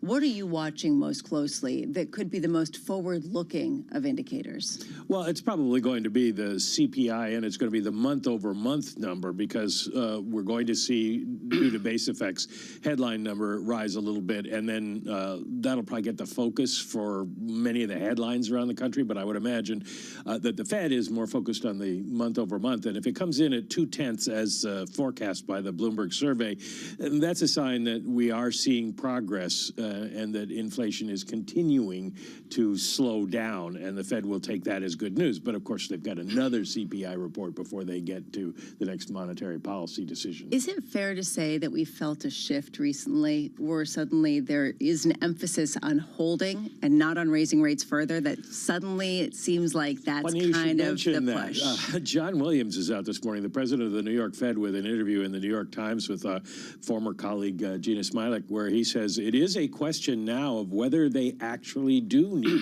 to raise rates again. He says we're going to leave rates where they are for quite some time, probably well into 2024. But do we need to raise rates again? And he said based on the data he's seen, it's an open question. So given the fact that he's one of the big three on the Open Market Committee, people are paying attention to that. Quick here, as we get to Jackson Hole, you and I were weaned on Mutual of Omaha. Wild Kingdom. We'd sit there at night and look at tigers and bears with Marlon Perkins and the rest. The gentleman that ran Mutual of Omaha, Jeffrey Schmid, will now run the Kansas City Fed. What does he bring there in bank supervision and examining, which is the heritage of that Jackson Hole institution? Well, that's exactly what he brings, and it was kind of no surprise to see that that was his background, because Tom Honig and then Esther George both came up as bank examiners. He started in Kansas City, but with the FDIC, but basically has spent his life in banking, except for that short period in the insurance business. And so he has a feel for what needs to be done for banking. It'd be interesting to see where he comes down on regulations, but this adds another person who is going to have a bank background with an idea on what they should be doing with regulations with Michael Barr's new set of proposals. He'll join Mickey Bowman and Michael Barr as the bank experts on the Fed. At Jackson Hole, Wild Kingdom with Michael McKee. Look for that here in a couple There's of a weeks. moose. Lisa, on the American economy, I think it's real simple as to say the biggest part of the algebraic function is the consumer, and our guest is definitive on consumer dynamics. Which is really the key mystery point that people are trying to hook into. So there's no one better to speak to than Michelle Meyer, who has grown up under Ethan Harris at Bank of America during the whole mortgage situation currently. Chief economist for North America at the MasterCard Economics Institute. Michelle, always wonderful to see you. I want to start there. Are people overestimating or underestimating the strength of the consumer? Well, I think that was the story for the past year and a half, has been this underestimation of the U.S. consumer. The consumer has been able to spend. The consumer's been willing to spend. The consumer's been eager to engage in the economy and come back after this pandemic. And you think about why. It's actually pretty simple. There's been a lot of purchasing power, whether it's the strength in the labor market that's continued. We saw that in Friday's jobs report, or it's been the health of the balance sheet, which was, really improved in the pandemic period as households paid down their debt. And even now in a higher rate environment, debt service ratios are still fairly reasonable and kind of back to where we were prior to the pandemic. That said, you have seen a decrease in income relative to spending. In other words, people are spending more than they're bringing in at this point, and a lot of it has to do with credit cards. They're increasing the amount of revolving debt, credit card debt that they have outstanding. How long can that continue? Well, the way I think about it is throughout last year when we had high inflationary environment, it was certainly the case that consumers were augmenting their income with other sources, whether that's drawing down savings or taking on more debt. And that was to help support the inflationary environment. But now inflation is a lot more subdued. So if you look at real wages or real purchasing power, it has certainly turned positive, where consumers now have a lot of support simply from the labor market, and they don't necessarily need that same buffer that they needed when they were facing such high inflation. Neil Dutta just puts out on, is it Twitter? Are we calling it something different now? Is it X? The platform formerly known as Twitter. The platform formerly known as Twitter. And he does what I like to do, which is take 3 months' data, 90 days of data, and annualize it. And the real GDP statistic, the American consumer statistic looking 3 months back, is extraordinary. It's a 5.3% number. That's just absolutely stunning as well. Does your consumer data at MasterCard validate a resiliency to that ginormous 5.3% trend? Yeah, you guys are throwing out all my old colleagues, Ethan, Neil. It's a party here. Ethan We'll get to that. Tell me about real GDP now. Has it got some persistency? Yeah, I think it does. I mean, if you look at the first half of the year and you think about GDP growth and consumer spending, even measures of business investment, it's been above expectations, which is partly, I think, because expectations were set too low, but also showed a consumer that does have this persistence. Look, the consumer is shifting. The economy is shifting. We're entering a different stage in this business cycle. It is a stage where there's more of a moderation, there's more of a normalization. There's still debate of what trend growth is or potential growth is coming out of the pandemic, but it's not an economy that is moving towards, a proper deceleration, which was the fear of a lot of people earlier in the year. So given that, do you stand on the side of soft landing, or do you stand on the side where we're underestimating how much strength there is and how much potential for inflation to keep going at really elevated levels? So we've been in the soft landing camp, and I still hold to that view. And I think when you think about soft, there's going to be bumps. And for certain sectors, it could look bumpier than others, right? When you think about the manufacturing sector, that's struggling a bit more. When you think about housing, which was in a big adjustment throughout this year, and this year is actually reaccelerating, which is somewhat problematic for the Federal Reserve. But yeah, it does seem like this is an economy that's readjusting, and it's doing so in a way that has been a lot less problematic than I think people feared. We were talking earlier with Mike Wilson of Morgan Stanley and talking about the fiscal impulse, and that was been one of the drivers of the strength that we've seen, the resilience, this belief in a soft landing that we have currently in the market. How much do you lean into that what we're seeing, the strength of the consumer, the strength of the economy has been driven entirely by fiscal spending that has been delayed and has really come into effect after the pandemic was over? Well, look, there was an extraordinary amount of fiscal and monetary stimulus that boosted the economy. So when I think about the stages, you had a pandemic that created an abrupt shutdown of the economy, a reopening stage that was hot. The economy was red hot because you had this pent-up demand, fiscal stimulus, monetary policy, and now we're in a stage where the economy is creating more of a normalization, a rebalancing, an adjustment, pick your phrase. But whichever way you cut it, I think there is still some support from the stimulus that we had enjoyed. And that could be from the consumer with the household balance sheet that's been improved, or it could even be part of the manufacturing sector when you think about the infrastructure spending that's going through the economy now, which is quite important. Without giving away the crown jewels, you at MasterCard have incredible consumer data. Is there resistance to 29 or 30% credit card interest rates? Do people go, no, I don't want to do that? Well, we're kind of, the economy in general is figuring out what that level of interest rates is that is a challenge, right? So when you think about the Fed bringing interest rates close to 6% on the policy rate, beginning of this cycle, there was a view that was impossible. You can't have a 6% policy rate and the economy will break under that environment. And it hasn't, because you also have to think about it in terms of real rates, not just that nominal rate.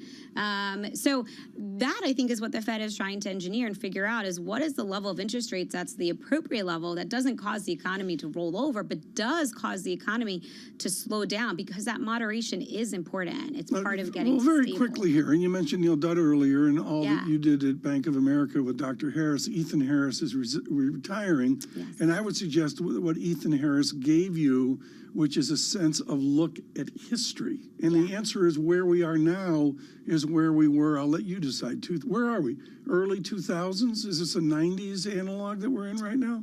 I mean, so yes, Ethan, time series, that's his thing. Yeah. That's been huge. I'd still bring that back. In terms of the comparison, it'd be great if it was a 90s comparison, because that was a cycle that enjoyed productivity gains. It was a cycle that had a lot longer duration than anticipated. The Fed was able to hike rates and then gradually normalize or reduce interest rates without creating a huge business cycle. So there's a lot of parallels to that. But it's hard to just take this business cycle and fit it into a box or say this is exactly like this past cycle, because it was a pandemic with extraordinary stimulus. So much has changed. Think about the structure of the labor market and how much that has changed with a more hybrid workforce. Think about how much we've embraced technology.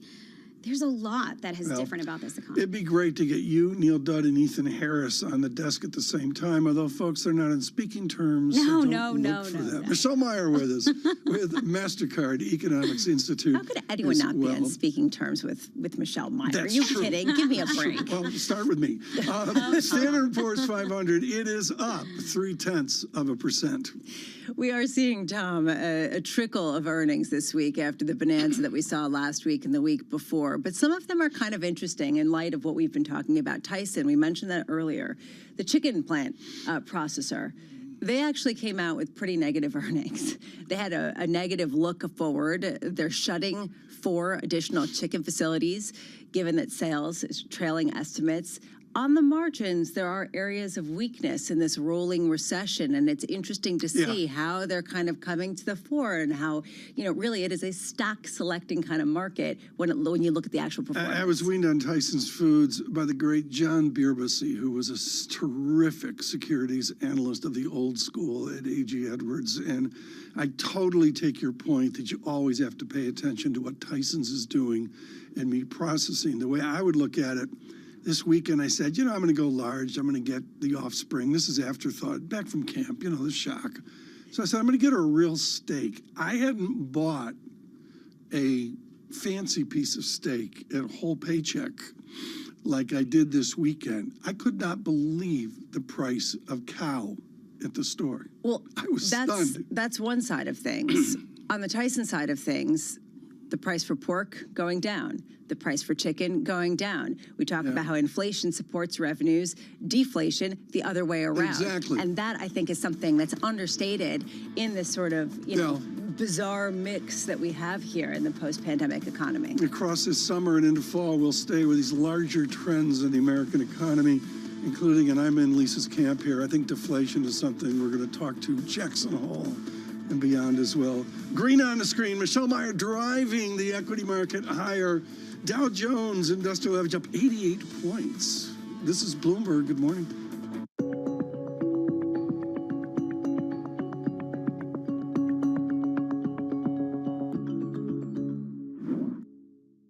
London will stay a financial center. It will stay our EMEA hub. We'll just have a rebalancing onto the continent. And actually, the numbers of who has moved across aren't that big. So it's sort of in the 200 level. And if you think about 15,000 people, that's sort of not that material. And so I do think both will basically continue to grow and continue to be very relevant. What will change, though, and the big thing that's changing, is actually the risk-taking is what's going to move. And so we've historically had risk-taking in the UK. That risk-taking and the assets that go with it, not the people alone, but the assets that go with it, that's the next phase of what we're now moving into. And that will be a material change.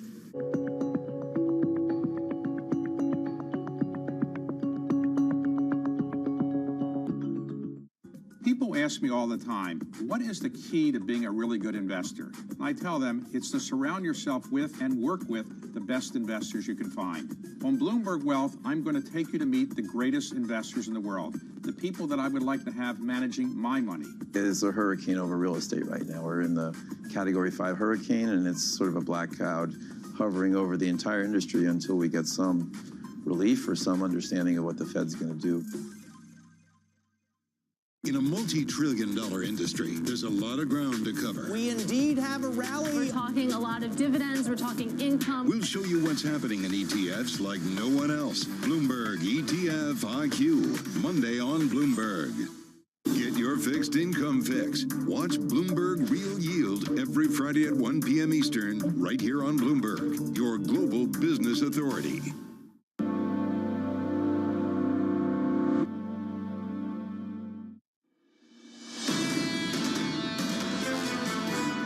Not terribly optimistic that we will get this true soft landing. It might look that way for a couple months, and the data will obviously get CPI this week, and that will look softer again. We had a very strong, still strong jobs report on Friday, but I think we're really less optimistic that this will end well, and that inflation will come back sustainably to 2% without some bigger downturn. It just depends on when we get that. Veronica Clark, Citigroup. Andrew Hollenhorst out right after that with a statement there on resiliency. Tom Keene, Lisa Abramowitz here. John Farrell getting ready for the next hour. And Lisa, just real simple here. They retain a higher rate view. They just simply, Citigroup just simply will not give it up. A lot of people won't give it up. They had been right, though, for a lot of the year, and really pushing back against what some people are saying. The question is whether the disinflation that we're seeing now is lasting or is transitory, whether we're going to end up with higher oil prices, whether we're going to end up with wages that fuel gains elsewhere. How do you get disinflation with a strong consumer and a robust economy? It's going to be interesting to see. And again, I'm much better than I was last week, folks. But thanks for the many notes on the plague that's out there. And, I'm getting over it. You know what I'm drinking? Tang. Cherry? No, not Tang. I had to cut back on the Tang. Okay. The doctor said you just get too much. It's like 12 glasses of water a day. Don't do it. Tart cherry juice is what they recommended. Really? Yeah. For what? My bronchial Okay. well-being. Do you like it? Is it yummy? It's yummy. Yeah, it's okay. I get used to it. Good. The shot of gin with it helps out, as you can imagine. Right now, we are going to gin up a story here on Goldman Sachs. Yes, it's about Jeff Curry leaving, head of commodities, the former professor at Chicago microeconomics, but it's far, far more on that. And I want to go to a story from 6 days ago. Goldman Sachs family office partner Opoku to leave, because maybe that's a bigger story. Srinath Rajan for all of Global Wall Street is expert on this, and he joins us and reports this morning. I'm sorry, there's something going on here. Don't give me your, well, we don't know, it's just speculation. Baloney. They're walking out the door, aren't they? So let's start with some numbers. This Jeff Curry would perhaps be the sixth partner to leave in the last couple of weeks. In late July, early August, that's not the usual time when you see a lot of partners leave. To me, it still feels like Jeff Curry's departure might be slightly different from some of the other recent departures we've seen, the likes of Lisa Opoku, the likes of Julian Salisbury. These were some of the people who were on the up and up. For them to leave was a surprising bit. We have to remember, and over the years, this is what Goldman has told us, to maintain their pool of 400 or so partners, every couple of years, some 70 partners leave. More recently, a new spokesman has said that's about 80 partners every 2 years. So there's clearly been some inflation in that figure. But the fact of the matter is, there's always a bunch of, to put it politely, undesirables in the Goldman partner ranks. They don't get fired, but they're certainly shown the door. They walk out, they retire, they leave. But what has been surprising in the last year, in the last 18 months, in fact, in the last couple of years, is the type of partners leaving. People who were picked for better roles, people who were picked for much greater things at Goldman, deciding to walk out the door because of some of the issues that firm is facing. In the delicacies of this, and Shree's going to be reporting on this for Global Wall Street through all of today and into tomorrow, what's the why? What is the set of whys, if you will, this is going on? That's not going on at Morgan Stanley, right? We certainly haven't seen anything of this space at any other firm. It's fair to say that there is a bit of tumult in the higher ranks of Goldman. There's no denying that. Are the rank and file big fans of the CEO, David Solomon? Even David Solomon would probably tell you that's not true. The reasons for that are perhaps debatable. You have come off a great high of 2021 only to see profits and earnings just completely get decimated in 22, fall further in 23. That could be a factor. There are others who would say there are strategic missteps, and there are others who say that this CEO just does not inspire faith. Is there a certain area of the company where a lot of the departures are focused, a certain type of asset class, a certain type of practice? I think we should acknowledge front on that we don't have full visibility into all the partner departures. What we do see is some of the prominent names who leave. That is why people inside the firm, people outside the firm talk to us about those departures, because these are names that are recognizable. It's hard to draw statistics from that. We do know that their banking and trading business has been doing quite well. That has always been the crown jewel of Goldman Sachs. That has done really well. Unfortunately for David Solomon, he can't take a lot of credit for that because that was already doing really well. The kind of areas he tried to drive the firm into, consumer banking, turned out to be a major flop. And that unfortunately sits on his head. If you take a step back, it seems as though there are a number of sort of big seismic changes in the banking industry. There's Credit Suisse that has gone away, UBS acquiring, not gone away yet, but you know what I'm saying. You have a real kind of shifting in the baton with respect to Goldman Sachs and Morgan Stanley, or at least people are thinking about that.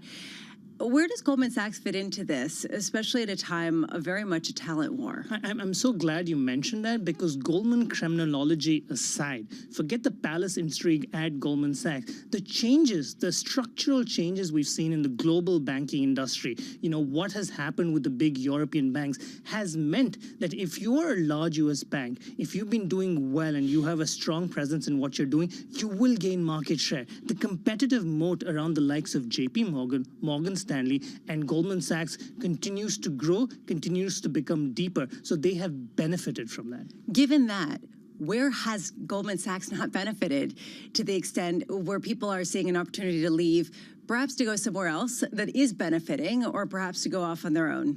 Well, 20 years ago, if the bank was performing as well as it is performing right now, you would have made a lot more money. That's not the case anymore. And the opportunities on the buy side, that kind of money Goldman Sachs just cannot throw at its top executives. Okay. And loyalty is just not such a binding factor anymore. I'm not going to mince words here. Private equity is taking over the Srinatarajan Act.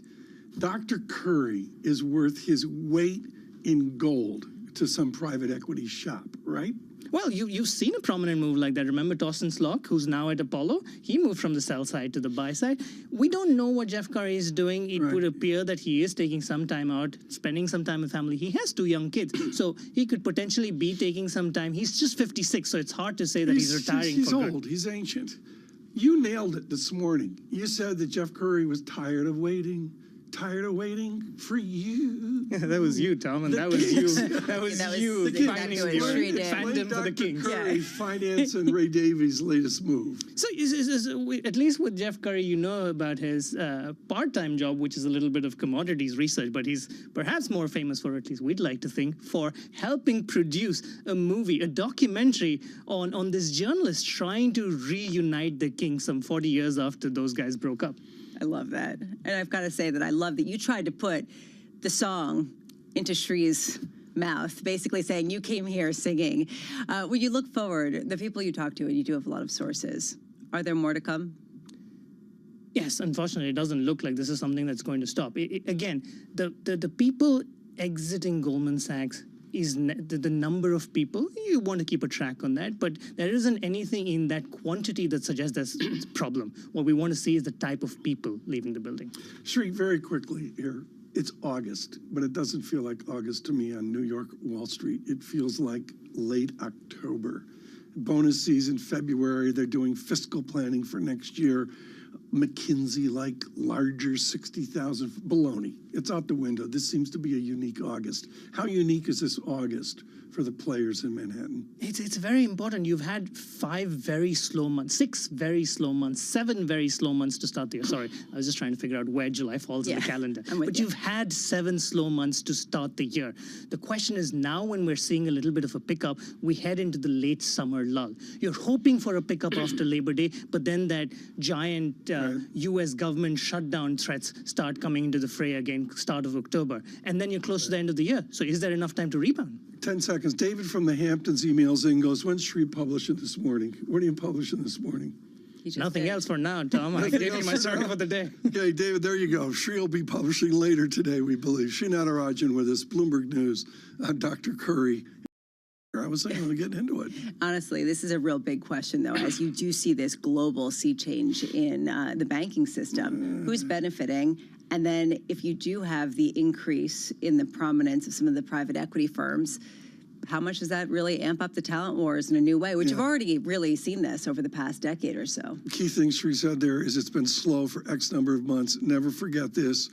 There's a whole set of variable costs on global Wall Street, which are really fixed costs. And they're sitting there right now going, what do we do about our fixed cost obligation, including the fixed cost of all that personnel? Are you calling for job cuts? Is that what you're saying? No, we've been there, done that. Speaking of been there, done that, 1 p.m. this afternoon to Save the Network, Kathy Wood, the CEO and Chief Investment Officer at ARC Investment Management, a well-timed ETF discussion. Thanks to our team, thanks to our interns for putting it together this Monday. Welcome to the world of decentralized finance. You can see the massive gains for the OG crypto coin. The breakout we have all perhaps long awaited finally realized. We'll see if it sticks. Bloomberg's covering all things crypto, the people. There's no question this industry is composed of some bad actors and some good actors. The transactions. Volumes have surpassed $24 billion per day. And the technology. Stop talking about the technology. Start demonstrating the utility. Bloomberg Crypto, Tuesdays. In the middle of a massive exhibition center located on the western suburbs of Shanghai, where the annual car show is taking place. This is the first exhibition After the end of the COVID lockdown, we can feel a lot of excitement on the ground. Electric vehicle is going to be the new theme of the industry.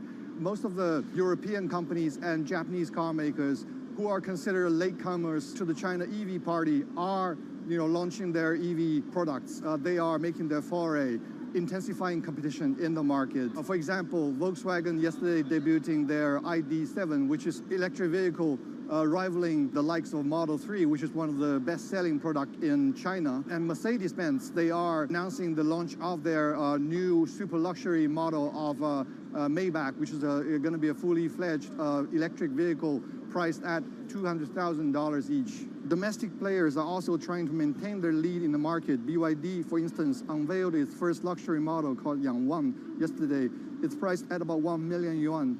At the same time, it's seeking to gain market share in the mass market as well. Needless to say, attracting all the car makers to the Chinese market is the rosy growth prospect.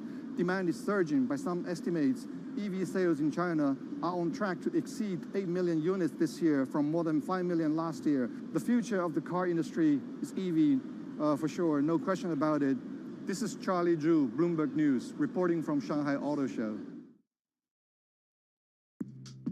Steve's ability on the course may not be etched into any record books, but following him around, it's clear that it's not for lack of trying. Jeez. We were constantly hustling behind him as he caught up with executives in the portfolio companies and reminisced with former and current players. He's a day trader. He taught himself, self-made day trader. Yes. And so he's on the bus after a game in New England, and he's day trading on the bus, and Bill Belichick sees him and cuts him on the spot. In many ways, it's a convention, right, of the people that I don't see maybe once a year. And so it's kind of all come together. My firm, our charity, fundraising efforts, and then the friends that are around. My dad and my brother, it all happens right there as a confluence of all these parts of my life that have found its common center.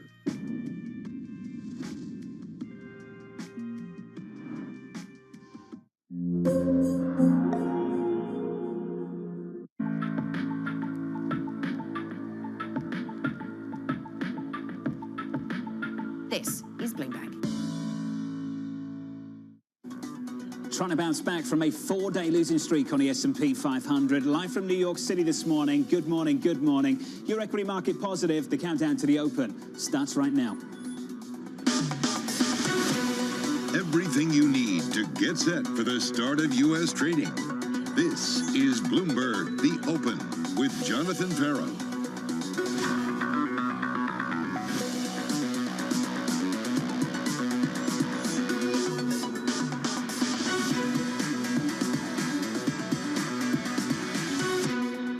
Live from New York, coming up, looking for a bounce after the worst week since March. Recession calls on Wall Street dropping like flies, and the Fed debate shifts from how high to how long. We begin with the big issue: recession delayed or recession avoided. Whether or not we end up getting a recession this year, is up for debate. I'm still in the recession camp. That soft landing camp. The no landing camp. I feel torn about it. We still think we're headed for recession. Recession.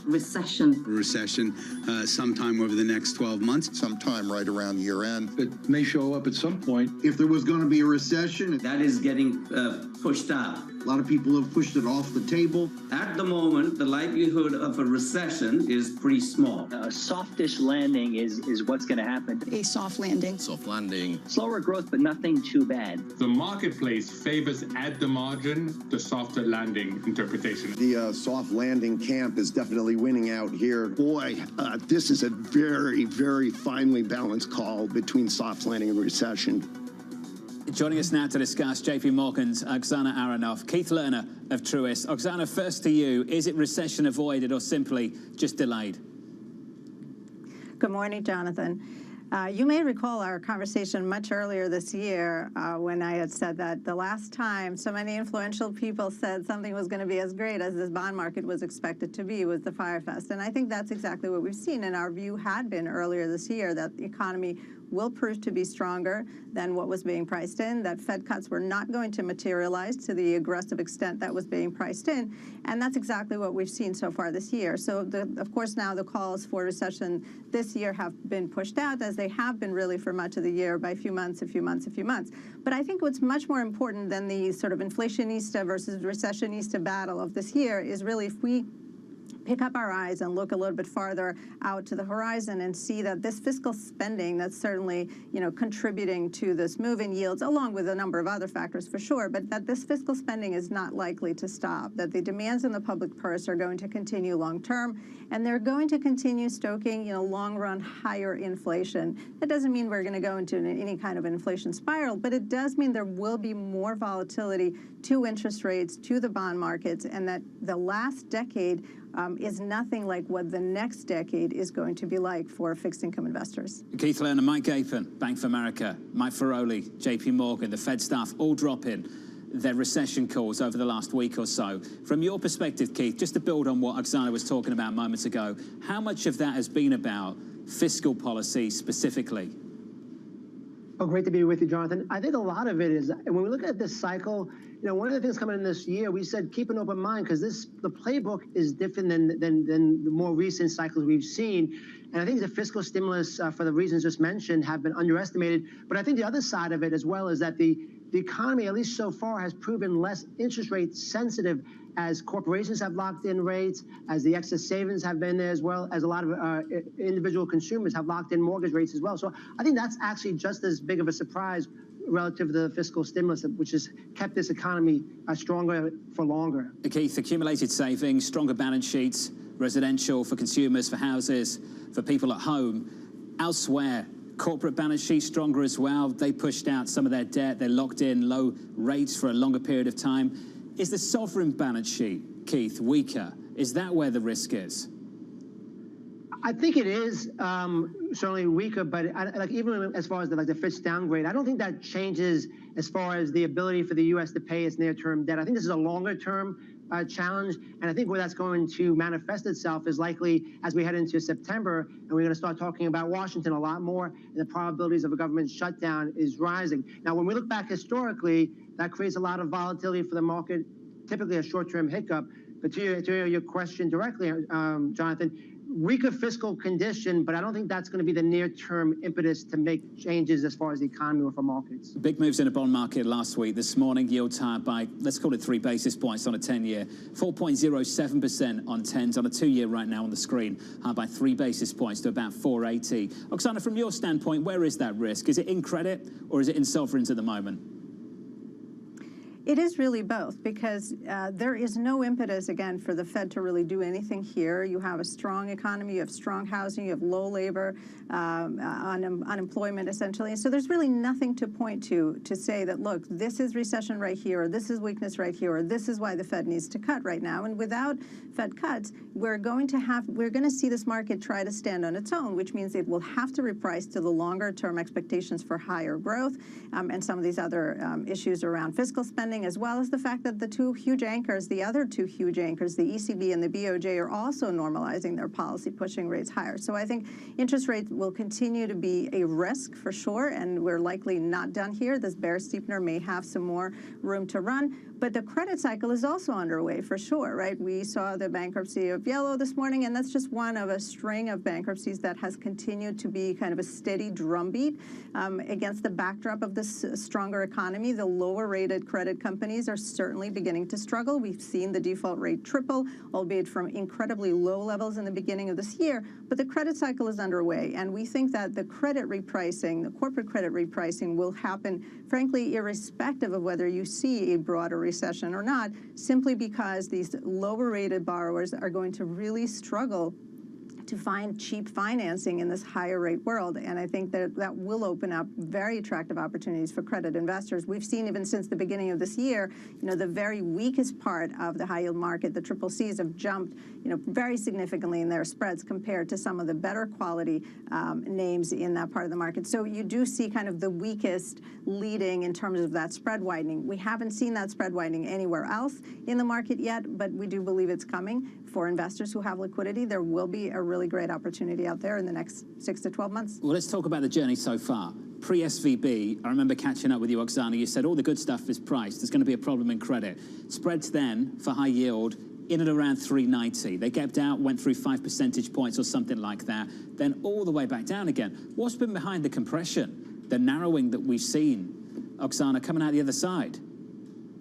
So definitely there's not been a ton of issuance, and to the extent that investors are still looking for ways to increase yield in their portfolios, that's definitely been an attractive place, especially against the backdrop, as you said, of this sort of rhetoric of, stronger balance sheets, which I think is absolutely true. Generally, the corporate landscape came into this with stronger balance sheets. However, a lot of the companies, particularly in that lower rated part of the credit market, are going to struggle to find cheap financing, which they absolutely depend on to continue functioning. A lot of them, frankly, probably don't even need to exist and wouldn't have made it if it wasn't for the tremendous amount of stimulus in 2020 that allowed them to, find that cheap source of refinancing. So it's a combination of, demand and the fact that there hasn't been a lot of issuance because companies have balked at these higher yields, but they will not be able to hold out forever, and that's really when you're going to see the prices really take it on the chin. 22 minutes out from the opening bell, equities here higher by 0.4% on the S&P. Busy week of Fed speak and some data as well. Later on this week, CPI on Thursday, PPI on Friday. Mike McKee has more. Morning, Mike. Good morning, John. Well, there's not a lot happening this week, but what is happening is going to get a lot of interest in the markets. We start the week with this. John Williams, president of the New York Fed, one of the big three on the Open Market Committee, talking with the New York Times, saying, of course, we're all data dependent, and based on what I see today, to me, the debate is really about, do we need to do another rate increase or not? That's going to be a question that will get some answers this week as we do get CPI later in the week. But look what's happening over the last couple of weeks. The yield curve is steepening as the markets begin to think about the Fed lowering rates at some point. Now, is it because of recession, or is it because the real rate is going to creep up as inflation falls? The only thing I would say here is that the negative yield curve doesn't predict recessions. Recessions don't start until the yield curve starts to steepen, and that's what we're seeing right now. Something to worry about? We'll get another idea of what the market thinks this week when we have three auctions. Watch the 10-year and the 30-year. And the 30-year, John, has gone up about 30 basis points over the past week. Remember when that happened in Great Britain? We had some issues in the markets. So far, nothing here. But keep an eye on what happens with those yields when those auctions take place. And then CPI, that's the big one this week. A lot of headlines are going to focus on the headline number, which is going to go up because of base effects. There was no inflation of July last year, but the Fed's going to be looking at the month-over-month number. Does it continue to go down? 0.2 is the forecast. If we get that, the Fed will be reassured that at least we're still making the same kind of progress. They do have one more CPI report before they have to vote again, but decline in CPI would give them a little bit more of a sanguinity, I guess you'd say, about where things are at the moment, as John Williams was talking about. Mike McKee, thank you, buddy. Appreciate it. For the update on the Fed speak as well.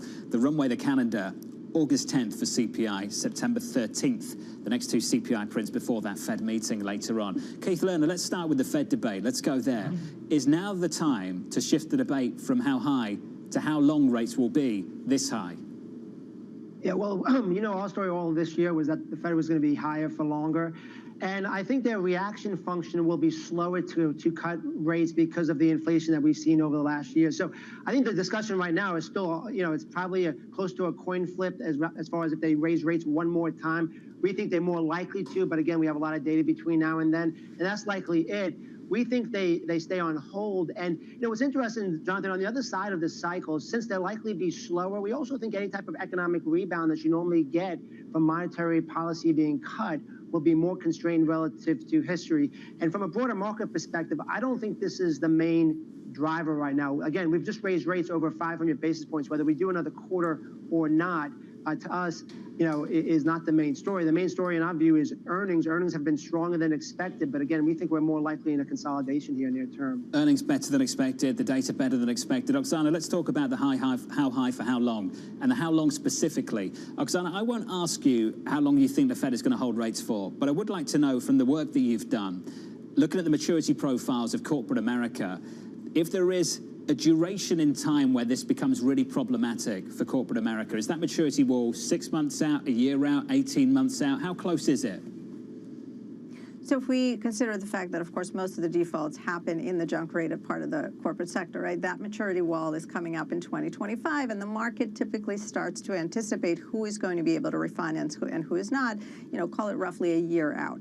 So I think as long as rates remain here for the next, 6 months, 10 months, over the next year, call it, or less, it will become an increasingly more significant problem. And in terms of what history tells us, there is absolutely periods in very recent past, like the late 90s, for example, where the Fed kind of just held the Fed funds rate in that 4 to 5% range for several years, between roughly 95 and 99 or so, because inflation remained elevated, above 3%. And so it's not unconscionable that we could stay here with this. If the labor market continues to be strong, there's certainly no impetus for the Fed to deliver an easing. So it is absolutely not outside the realm of possibility that the Fed doesn't need to keep hiking. They just have absolutely every right to step back and say, all right, let's see what happens here. The economy has continued to be strong, and let's see how this unfolds. And that will be problematic for the weaker balance sheets that absolutely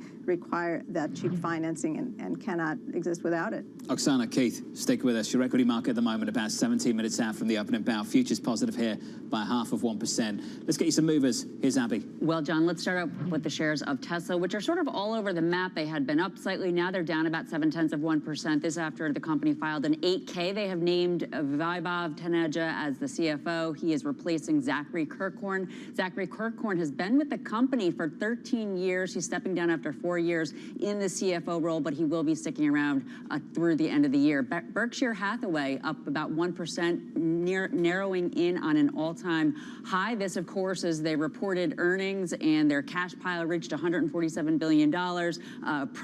Operating profits jumped 7% on a year-over-year basis, so a positive quarter there. And then Palantir reporting after the bell, up 0.6%. Well, this is going to be a big AI test, John. The stock up about 135% on the year. Will the data analyzing company, will they be able to back up that gain with progress on AI? Abby, thank you. Coming up on this program, the White House on Bidenomics. We had record levels of recovery from the global pandemic and its ensuing economic catastrophe, and now we are seeing what steady, stable growth looks like. President Biden pushing forward his economic agenda as the warnings pile up. That conversation up next.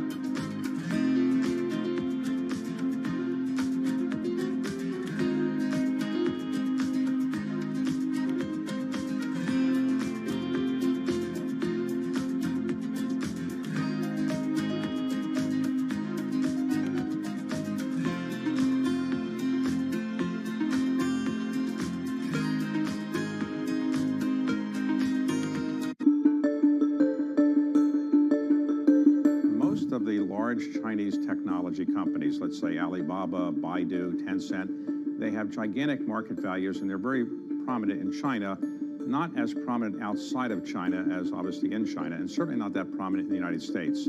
TikTok, by contrast, is not in China, but it's gigantic outside of China, of the United States and everywhere. What did TikTok do that enabled a Chinese-based company, parent company at least, to do so well outside of China? We think it's challenging to build a global company in general, but the best ones we've seen so far are ones that take very consistent global learnings and adapt them to the local countries that they are operating in. So you need to be global and local at the same time.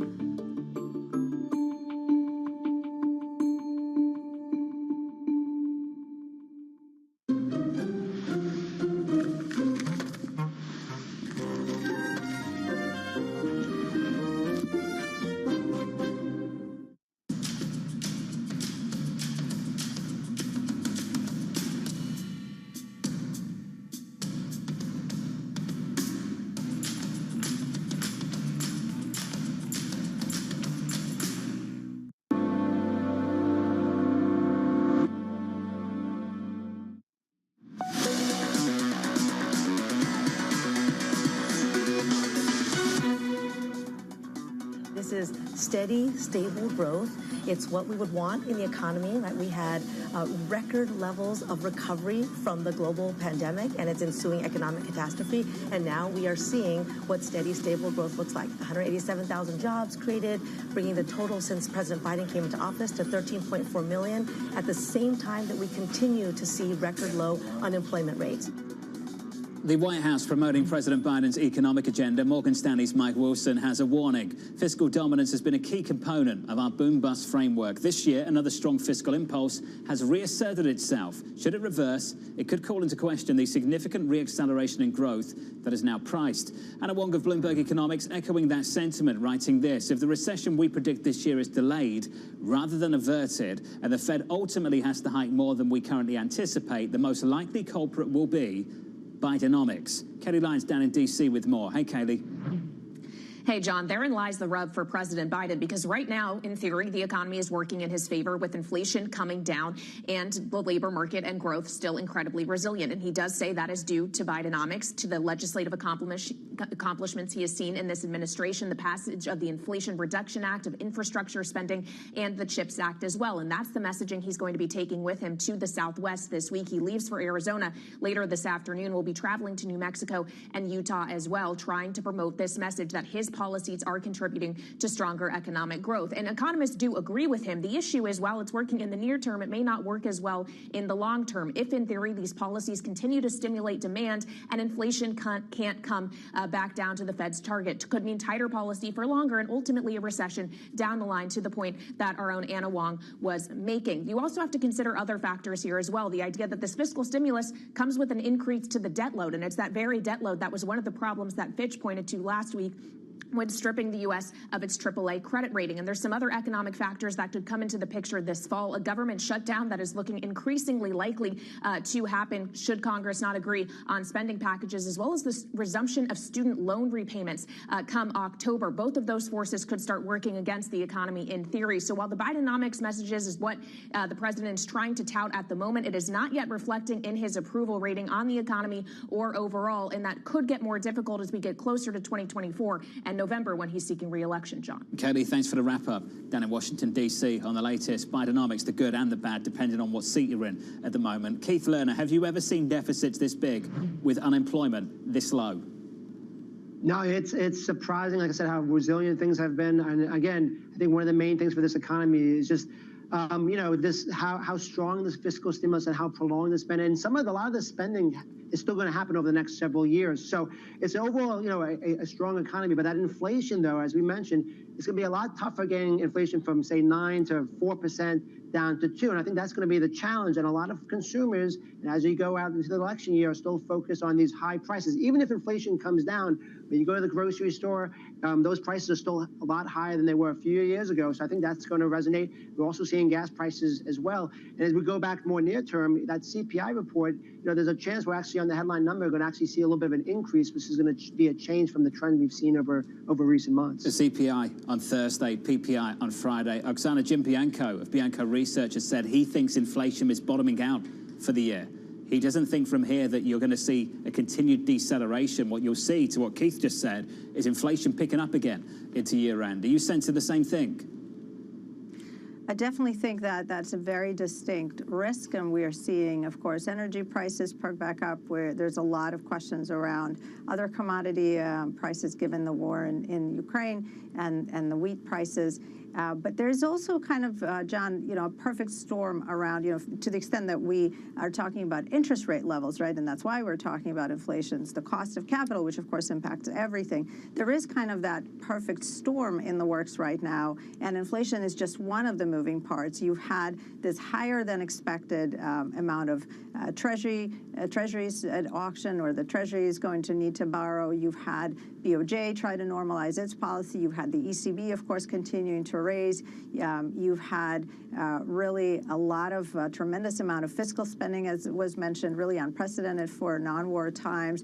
And so there are a lot of sort of things coming together. And one of them has been notably a rise in inflation expectations, right? So which kind of underpins or emphasizes the somewhat academic nature of the CPI, in that your average consumer may actually have a different, or may feel that they're having a different experience, which can unmoor inflation expectations. And we've certainly seen them move up. And that also then contributes to how the Fed thinks about it. What do they do here? So there are a lot of factors that are coming together right now to push that long end of the curve higher. And I think that will continue to be a risk. And that steepening may continue to have some more legs from here. Interesting. Ahead of a ton of supply a little bit later this week. Oksana, Keith, wonderful to get your views to kick off the trading week. Going into the opening bell about 8 minutes away. This from Andrew Hollenhorst of Citi a little bit earlier this morning. Essentially, the message from them is it will look like a soft landing until it doesn't. A true soft landing, they say, involves inflation slowing to 2% while the economy avoids recession. They go on to say some economists and Fed policymakers see this as the most likely economic scenario, but in our view, it is the least well supported by empirical and theoretical evidence. The latest from Citi a little bit earlier. Coming up, the morning calls, and later, looking for some calm after that storm. Neuberger Berman's Ashok Bhatia joins us around the opening bell after 4 straight days of losses in the equity market. That conversation still ahead.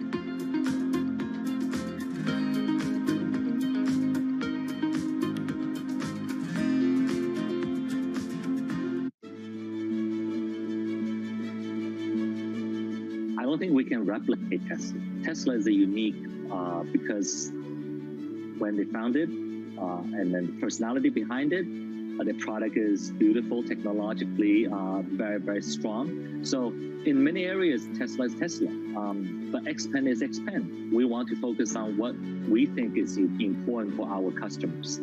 Our customer like beautifully designed vehicles, either it's large SUV or sports sedan. We believe we have a very, very appealing family look that our customers is really attracted to. They like to have user-friendly features inside the cabin that has a technology feel. It's very smart. It enables them to really utilize the vehicle that's different.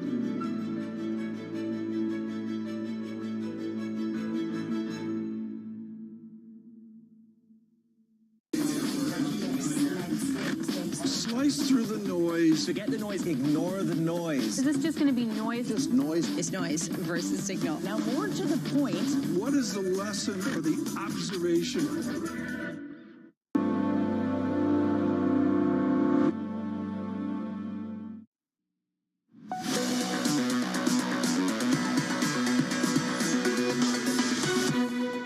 Closing out things on last week with a 4-day losing streak of the S&P 500. Just going through my brain, I think that's the longest daily losing streak going back to something like May. Your equity market right now, on the equity market on the S&P, is positive by 0.3%.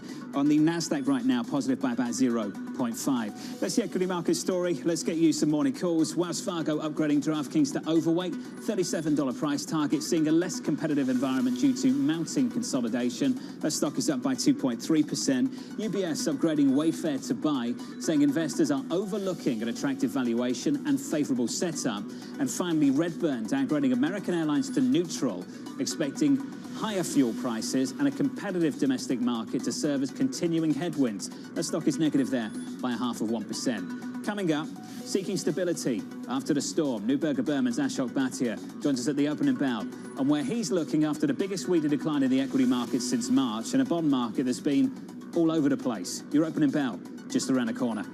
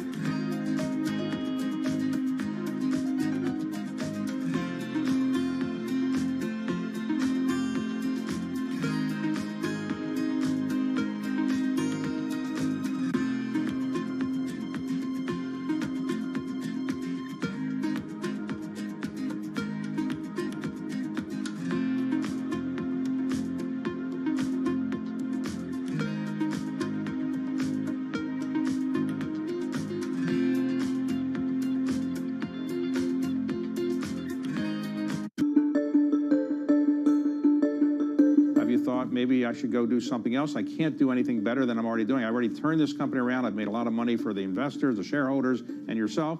Are you happy doing this? You're going to do this for the foreseeable future? I'm going to do it for the foreseeable future. I love what I do, and the reality is we've accomplished a lot. As you described, we've made Blackstone a lot of money. We made our shareholders a lot of money. More importantly, we've grown the business, and we've been a huge engine of opportunity. If you think about all the jobs we've created around the world, all the communities we've made better places, all the ownership groups who we've helped grow their business, and having built a world-class culture, the opportunities we've created for upward mobility for people.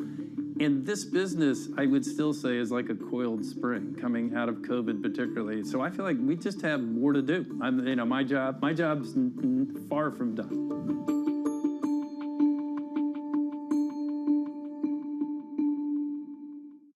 People ask me all the time, what is the key to being a really good investor? And I tell them it's to surround yourself with and work with the best investors you can find. On Bloomberg Wealth, I'm going to take you to meet the greatest investors in the world, the people that I would like to have managing my money. I got a Bitcoin tattoo. Somebody came out and was like, when will you get a Terra tattoo? And the Terra was probably trading at $4 or $5. And I flippantly said, if it gets to 100. And so when it got to 100, a man of my word, I got a tattoo.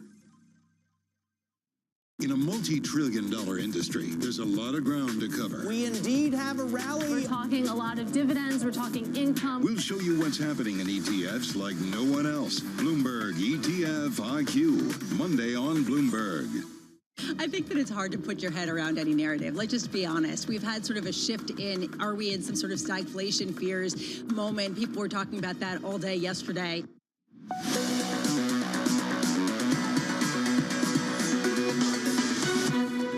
Coming off the back of a 4-day losing streak on the S&P 500, longest daily losing streak back to May, the biggest weekly loss back to March on the S&P, and trying to bounce here by 0.5% on the S&P. A similar bounce on the Nasdaq 100. Will it stick? The fate of the equity market this week in the hands, maybe, of the CPI data on Thursday.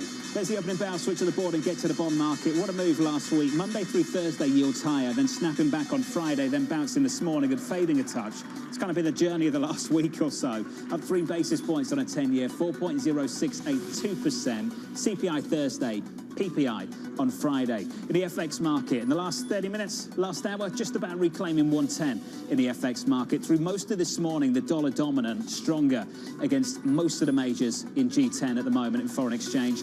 That story turning more recently in the commodity market just briefly here. We're down 0.6%, down about 50 cents to $80.30. About 30 seconds into the session, we do advance. We snap that losing streak. Let's see if it sticks. Up 0.5% on the S&P, on the Nasdaq, a similar move. One stock to watch at the open, Tyson Foods, posting a quarterly loss and shutting down an additional 4 plants amid slumping demand and rising prices. The company CFO calling it a difficult decision, but the right choice for the long-term future of the company. Katie Greifeld has the story. Hey, Katie. Hey, John. Yeah, Tyson shares absolutely plunging this morning, currently off by about 10, 11% or so after reporting pain across the board. To get into some of the numbers here, posted a loss of $417 million in this past quarter.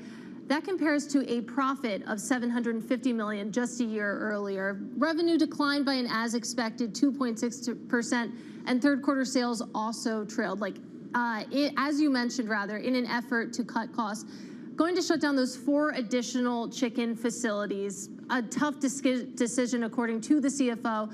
But the headwinds here are pretty tough, John. If you take a look at cattle supplies, they're tight. And then on the other side, you have a glut of chicken and pork. And to put some context there, the average pork price fell by more than 16% from a year earlier. Chicken prices down 5.5%. You add it all together, bad news for America's biggest meat company. You can see that in the shares, currently off by more than 10%. Stock getting butchered.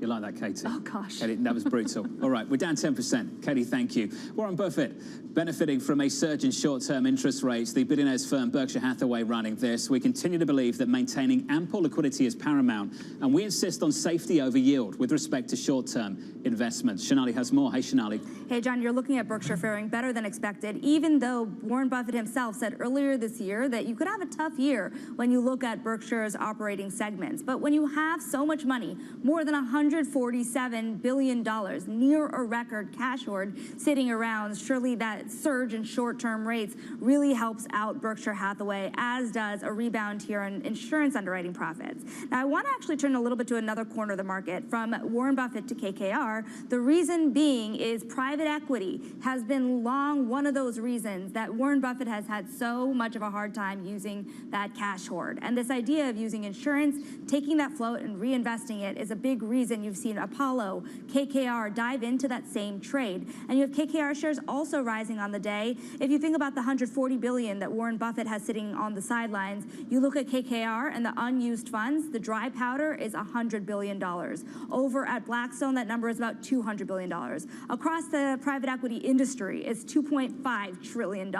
So among both of these companies, you have to wonder how long it will be before they can meaningfully start putting money to work with hundreds of billions of dollars just sitting on the sidelines. Shanali, thank you. That's the latest for Berkshire Hathaway and the rest. Elon Musk, a step closer to his cage fight with Meta CEO Mark Zuckerberg, maybe. Musk tweeting the fight will be live streamed on X. Then on Threads, Mark Zuckerberg said, shouldn't we use a more reliable platform that can actually raise money for charity? Ed Ludlow has more. Morning, Ed.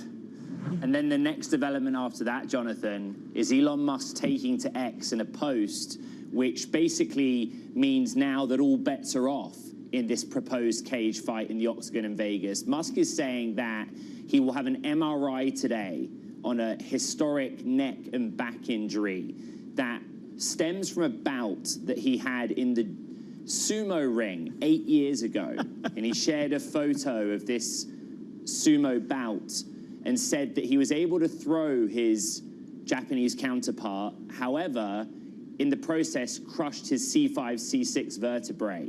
And they've been fused for a number of years with a titanium plate.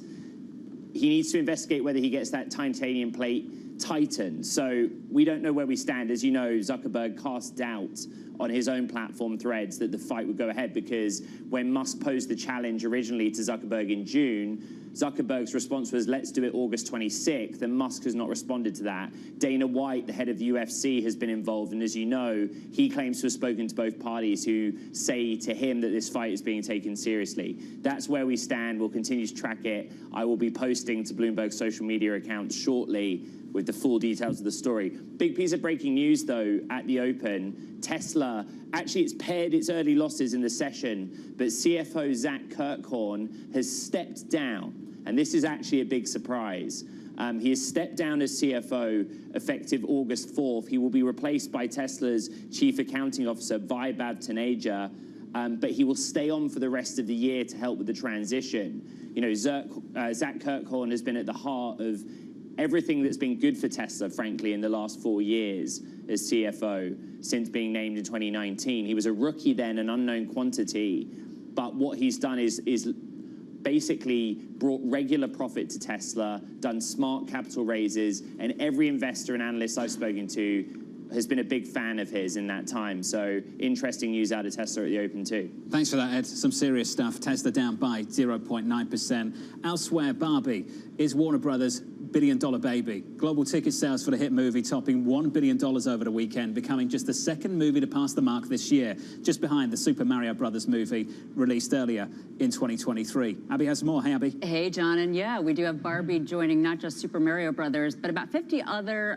films that have grossed more than $1 billion in global ticket sales, joining the likes of Titanic, Avatar, Jurassic Park, these real iconic films. So perhaps Barbie is on that trajectory. It certainly seems as though it is. And as you mentioned, it's just the second to do so this year. Confirmation came around 2 a.m. This morning from Warner Brothers. It happened yesterday in terms of surpassing $1 billion. Now, the stock is up about 8% since Barbie's release about 3 weeks ago, helped out by some of that Barbenheimer magic. A big accomplishment for sure for Greta Gerwig. This year, we have Warner Brothers, John, up 47%. The company, of course, merged last April. It's expected to be profitable in the fourth quarter. Relative to Mattel, up less on the year, up more than 10%. Today, though, Mattel up 1.8%. Its best day since July. The question will be whether or not Warner Brothers can give up some of the premium. Right now, it's trading at a huge premium to the group. It seems as though Barbie can help its numbers move in the right direction. I still have not seen this film, John, but I have had a couple people come up behind me and say, supposedly a big line in the movie Hey Barbie. I haven't seen it. I haven't seen it, but I will see it when it comes out on streaming. I just don't feel the need to go to the movie theatre and watch that just yet. About 7 or 8 minutes into the session, your equity market positive by 0.6%. Stocks looking to snap a 4-day losing streak after recording its worst week going back to March. RBC's Laurie Calvasina says we're due for a pause. We don't like where we are, sort of in the intermediate term. This just feels to me like a market, while I think everything has been deserved in terms of what we've done so far, it just feels like this market needs to stop, pause, have a little moment of digestion and catch its breath. I'm pleased to say we can continue this conversation with Neuberger Berman's Ashok Bhatia. Ashok, wonderful to catch up with you, sir. It always is. A theme of the morning so far, is it recession delayed or recession avoided?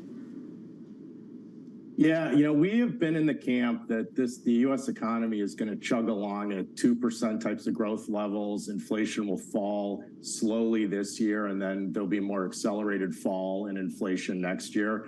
So I think, this is still something for the U.S. that looks broadly like a soft landing. It's something that's not going to result in a very sharp rise in default rates. It's going to be something that should bring some stability into interest rates. I think a bit of the challenge is we are seeing some divergences globally. While the U.S. is certainly looking like, a soft landing continues to develop, there's a bit more weakness in Europe, particularly in core Europe, where both, the consumer sector, the manufacturing sector are seeing some weaknesses.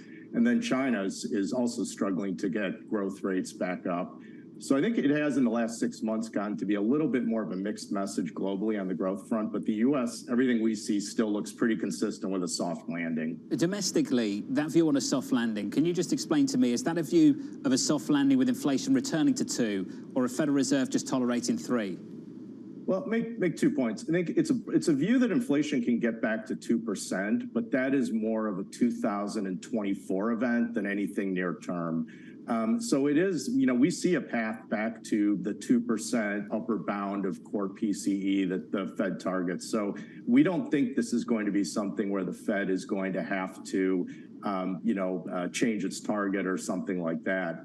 I think, but the second point is that, the bond market is basically pricing this sort of trajectory. It's pricing, if you look at what's embedded for Fed tightening and then easing, the bond market's really saying in the U.S. that inflation will be, 0.2, 0.3 monthly prints this year before something more rapid next year that allows the Fed to ease maybe 100 basis points, in the first half of next year to keep the real policy rate pretty stable. That all seems pretty reasonable to us and can be a scenario that's not very disruptive for markets if it plays out like that. You suggested that defaults may not be that bad. My words, not yours, but you can give me some more color on that. We had a guest earlier on this hour, Oksana Aronoff of JP Morgan, who suggested, Ashok, there was a maturity wall out in 2025, that this market would begin to price 12 months out in early 2024.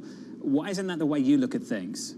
Well, that's absolutely the case. So, our base case is, default rates, and I'll just use the U.S., European high yield markets. They were around 1.5% default rates last year. We think they'll be around 2 to 3%, this year and next year. So modest increase, but, compared to long-term averages, this is still a pretty benign environment. I think that point about the maturities increasing in 2025 and 2026, absolutely correct. We are seeing at the margin some, high yield issuers where spreads are, pretty attractive, relatively low spreads. There is some movement to further extend those maturities. So it is possible if we get into, economic weakness next year that becomes a bigger issue. But, the flip side is that if growth continues to chug along at 2%, this can still be a relatively low default environment. I think the issues, and we think the issues with, the credit markets, it's really not a fundamental issue. It's simply that, spreads are at the low end, tight end of ranges. So it's more to us a question of relative value across these markets more than there's a fundamental issue brewing in the credit markets. Well, we all have access to this information. We can go through the individual maturity profiles of individual companies. Are you beginning to see any dispersion whatsoever appear within high yield? Yeah, we are seeing some themes. I think we're seeing businesses that maybe are, rich in assets, but maybe a little lighter on cash flow, where 2 years ago, the bond market would say, hey, this company's got a lot of assets. I'm maybe a little less concerned about cash flow. That's one theme we're seeing pressure. We're seeing pressure in legacy businesses, so things where, they are structurally declining businesses or structurally challenged businesses. Zero rate environment, bond market was willing to maybe look past that a little bit more challenges there. We're seeing challenges in, floating rate structures where the interest impact has happened and, cash flow declining. In some of those cases, equity owners are putting in a little bit more capital to keep the business, moving forward. So the rise in interest rates is having some impacts, and obviously the financial system, in March was in the news. But would say these issues have been more manageable. They're not leading broadly to defaults, but to relative negative price performance in some areas of the bond market. Another area of the bond market we've seen a challenge is just in the sovereign bond market in treasuries, not off the downgrade, Ashok, just off the additional supply we're now expecting. There's a ton of it this week. Do you think we're going to be able to absorb that additional supply with ease later this year, through this week and beyond? Yeah, I think so. 2 points on this. I think first, this challenges to governments, it's well known, and it is coming. I mean, the amount that the U.S. Treasury is going to spend on interest expense in the next 10 years, or the Congress, it's going to triple. So these challenges, I think, are well known, or at least they should be well known, and they are coming, and it will result, we think, in long-term or intermediate-term pressure and long rates. But I think the second thing that's also been brewing on this in the last week has been what's happened in global markets. This has coincided with the Bank of Japan relaxing its target for 10-year yields. We've seen steepening in that curve. We've also seen steepening in the European curves. So the U.S., we don't live in an island or isolated bond market, and steepening pressure from those two markets also bleeds into our market, and we think that's been one thing that's been going on as well as the supply concerns. Bond market's fascinating right now. Ashok, thank you. Appreciate the time, as always. Ashok Bhatia there of Neuberger Berman on fixed income, both credit and sovereigns. On the sovereign debt market, screen right now for treasuries on my Bloomberg, yields are higher by about 3 basis points on a 10-year, just north of 4%. Coming up on the program, Apple looking to bounce back after its biggest one-day drop of the year. Longer term, the health of Apple remains very good. But as far as kind of what they're having to navigate through right now in terms of some of the challenges on the hardware side of things, that's something that they've been doing here for the last couple of quarters, and they're going to need to continue to contend with, at least in the near term. That conversation up next.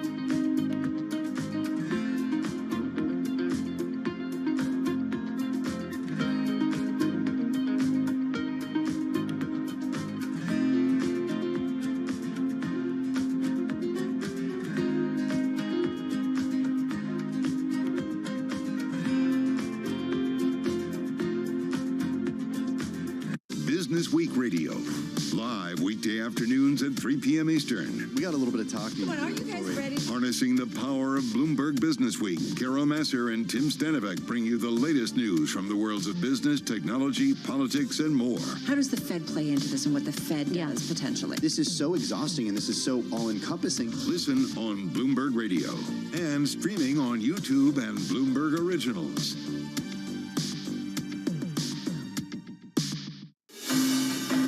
Of politics. We're not going to be relying upon countries whose values we don't share. To the world of business. It's all about corporate power at the end. Balance of Power. Live from Bloomberg's Washington headquarters. We're going to be more excited what's in store for you. How long will it take? How many years? Why don't we take this one day at a time? Good luck. Everybody has a perspective. Every weekday at 5 p.m. Eastern Time. Join hosts Anne-Marie Hordern. It's the one area, really, of bipartisanship. I think we're getting more of it. That's optimistic. And Joe Matthew. The debt ceiling is looming. How close are we going to get to the line before you start to worry? Alongside Kaylee Langs. The door was open for regulators to do more. And that puts the Fed between a rock and a hard place. As they deliver news. This is such an important economic issue. He's no longer trying to run away from that really blew some minds. Insight. We can both invest in law enforcement and also make sure that communities feel safe in their own skin. And analysis. I think your audience will get this more than most. This is not the Republican Party that you know. It allows him to do what he did so successfully in 2020, which is run against crazy. From and about politics' biggest power players. This was the zombie case, and it's now more than well alive. That's for sure, with two more potentially to come. I'm willing to have this battle. It is vitally important. This is the intersection of Washington and Wall Street. Bringing people directly to the decision makers that impact your investments and your life. Balance of Power, every weekday at 5 p.m. Eastern, only on Bloomberg, your global business authority. Bloomberg UK, your source for news and analysis covering the biggest challenges facing the UK government, economy, financial services and markets. Tax cuts should not be the priority. It's about a credible plan for growth over the next 2-3 years. In this post-Brexit world, how do you see actually servicing your clients? It was disruptive, and it's going to have implications to how capital raising works. Now we're having the perfect storm in the UK. Watch Francine Lacqua Thursdays at 9:30 a.m. only on Bloomberg, your global business authority.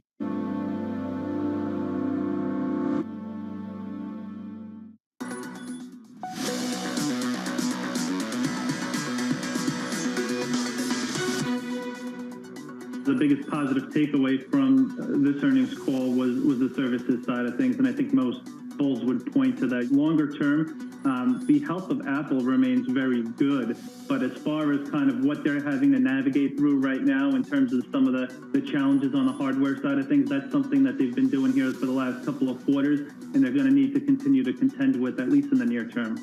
5-day losing streak for Apple, longest daily losing streak of the year so far. CFRA's Angelo Zeno expecting Apple to rebound from its worst week of the year. Shares falling for a 5th consecutive session after losing its grip on a $3 trillion market cap.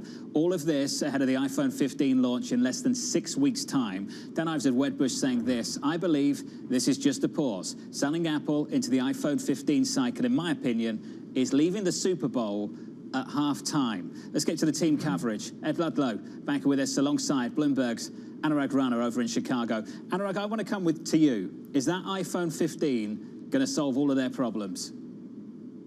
See, for Apple, I think one of the things people need to really understand that the next version of iPhone just accelerates the refresh cycle for a little bit. It doesn't really change the dynamics of the company. Now, the way we have always thought about this is an average iPhone user changes their iPhone at about 3.6 years. That doesn't change up, it goes up and down, but it's been very consistent for the last several years. So from our side, iPhone 15 is going to give a push. All the stuff that we are seeing, the lack of pressure in buying right now, we should see that in the fourth quarter or the December quarter, assuming we don't get into any supply chain problems. So I'm fairly optimistic that it's going to be fine. This stock struggling just a little bit. Great year-to-date gains, up something like 40% before today. We trimmed those on Friday, but this morning down another 1.6%. Yeah, and as you said, the fifth consecutive straight day of declines. You have to go back to December for the last time this stock was under that much pressure. It's interesting what Anurag said, because you have to match the backward-looking comments of executives on the call last week with their forward-looking comments. Luca Maestri, the CFO, said that in the US, the smartphone market had 2 quarters of declines. And Tim Cook pinned some of the bigger macro weakness on that US market, contrasting it with China and India. Here's what we know. Here are the specifics that Bloomberg's reported about the iPhone 15. Should go on sale September 22nd. According to sources. That is after an event which we believe is planned for September 12th or 13th. It's interesting because if it does launch September 22nd, that would give Apple 1 week of sales in the fiscal fourth quarter ending in September. You're also interestingly lapping some comps with the period a year ago where, remember, the iPhone 14 Pro and 14 Pro Max were impacted by the second COVID wave in China at Foxconn's facility. And remember the story, John, I was on the show every day with you talking about this. The demand was for the higher-end Pro handsets on the 14, but they couldn't make them. They did not have the production disruption in the iPhone 14 standard version, but there was no demand there. In terms of what we know, the Pro model for the 15 is going to have a border that's about 1/3 thinner around the display, a titanium frame as opposed to a stainless steel frame, better camera, USB-C charging port, and a faster processor. Does the tech drive the upgrade cycle? And I think that's where we have some questions. Is that enough to get us to upgrade? Ed, Anurag, to the two of you, thank you. No doubt we'll be staying on top of this story for the next couple of weeks going into the launch, if it is indeed in the back end of September. Let's get you some sector price action. We can do that now with Abby. Hey, Abby. Hey, John. We have very strong sector composition on this Monday. The overall gain for the S&P 500 up about 0.5%, but 10 of the 11 sectors are higher, led by communication services being helped out by the likes of Alphabet and some of those other mega cap tech stocks. Financials doing well, too, up 0.9%. Of course, Berkshire Hathaway put up that great quarter. Not doing so well, though. Consumer discretionary down slightly, so we can't really even talk too much about it. And same deal with energy. Digging into those financials just a little bit more, get some real strength for the banks. And of course, we do have yields modestly higher, but last week a big backup there is the financial sector up about 0.8%. Berkshire Hathaway really outperforming. JP Morgan, Chase, and MasterCard doing well too, John. A lift for the financials. Abby, thank you. Coming up next, your trading diary.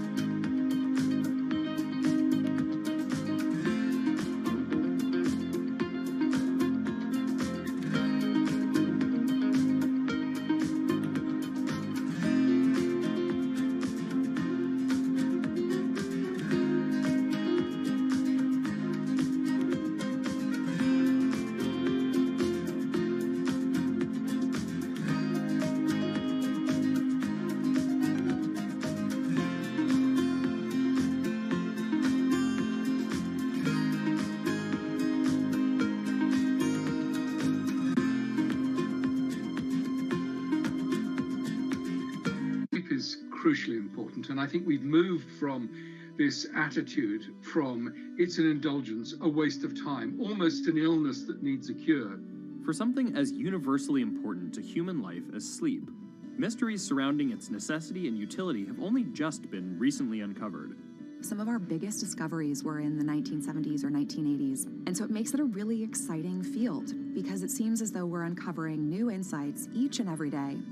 Some scientists are going further to find out how sleep and what happens there can be harnessed to further expand our understanding. It's easy to memorize things. That makes you smart if you can spit back a lot of facts. But if you want to be wise, if you really want wisdom, you got to know when and how and why to use that information. And that's what your brain figures out while you're sleeping.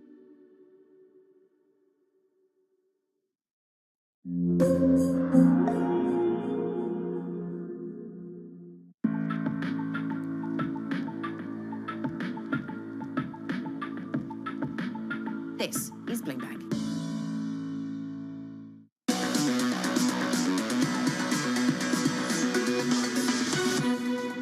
Attempting to bounce, but it's not convincing, is it? About 25 minutes into the session, the S&P 500 just about positive by 0.5%. The Nasdaq lags just a little bit. We're positive there on the Nasdaq 100 by 0.46%. That's the price action. Here's the trading diary. Your week ahead. Philadelphia Fed President Patrick Harker, Richmond Fed President Tom Barkin. They'll be speaking through the next 24 hours. Plus, earnings from UPS and Rivian, followed by more results from Disney after the closing bell on Wednesday. Thursday, it's the main event. It's CPI Thursday morning. You'll get some jobless claims data as well. And finally, we round out the week on Friday with PPI and UMich consumer sentiment survey data. From New York, that rounds out the morning for me. Thank you for choosing Bloomberg TV and good luck for the rest of the trading day. This was the countdown to the open. This is Bloomberg.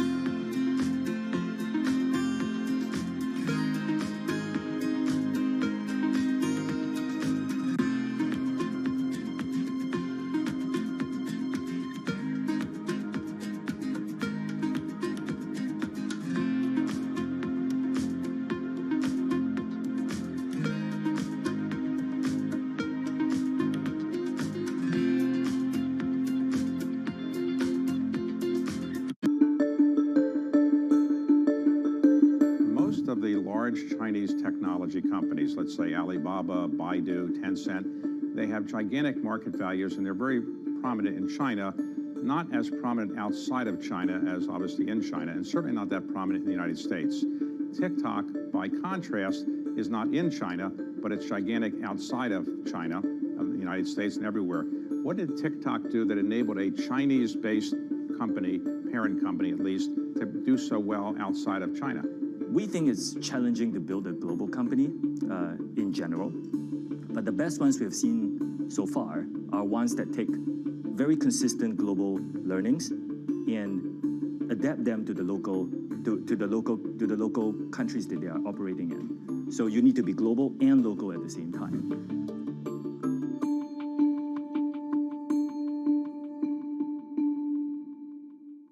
How did Jeff Bezos realize you could sell anything on the internet? The web was growing at something like 2,300% a year. Anything growing that fast is gonna be big. Why did Bill Gates create Control-Alt-Delete? Kind of become the poster child of, hey, couldn't you have made this stuff a little simpler? And what inspired Diane von Furstenberg to create the wrap dress? The wrap dress created me. On the David Rubenstein Show, I uncover the untold stories of the world's most successful leaders, right here on Bloomberg. Good morning, good morning. This is Bloomberg Surveillance on TV and radio. Welcome to Bloomberg Markets, China Open. Good morning, everyone, and welcome to the Pulse.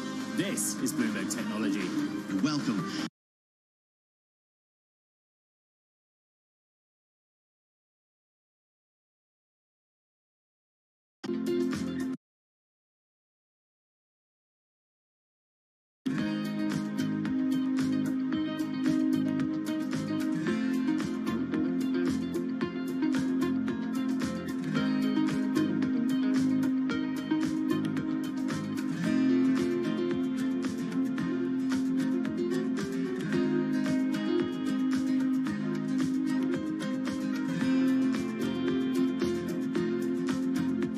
This is Bloomberg Markets with Paul Sweeney and Matt Miller. We got a lot of green on the screen here, but the volume is light. We constantly underestimate the strength of the U.S. consumer. This is a market that's much more optimistic or bullish than maybe central bankers are. Breaking market news and insight from Bloomberg experts. There's still some concern out there in the market that there is room for things to deteriorate a little bit more than what they're indicating. As small and medium-sized businesses struggle, they don't present as much competition. The supply chain has still got dislocations globally and here in the U.S. This is Bloomberg Markets with Paul Sweeney and Matt Miller on Bloomberg Radio.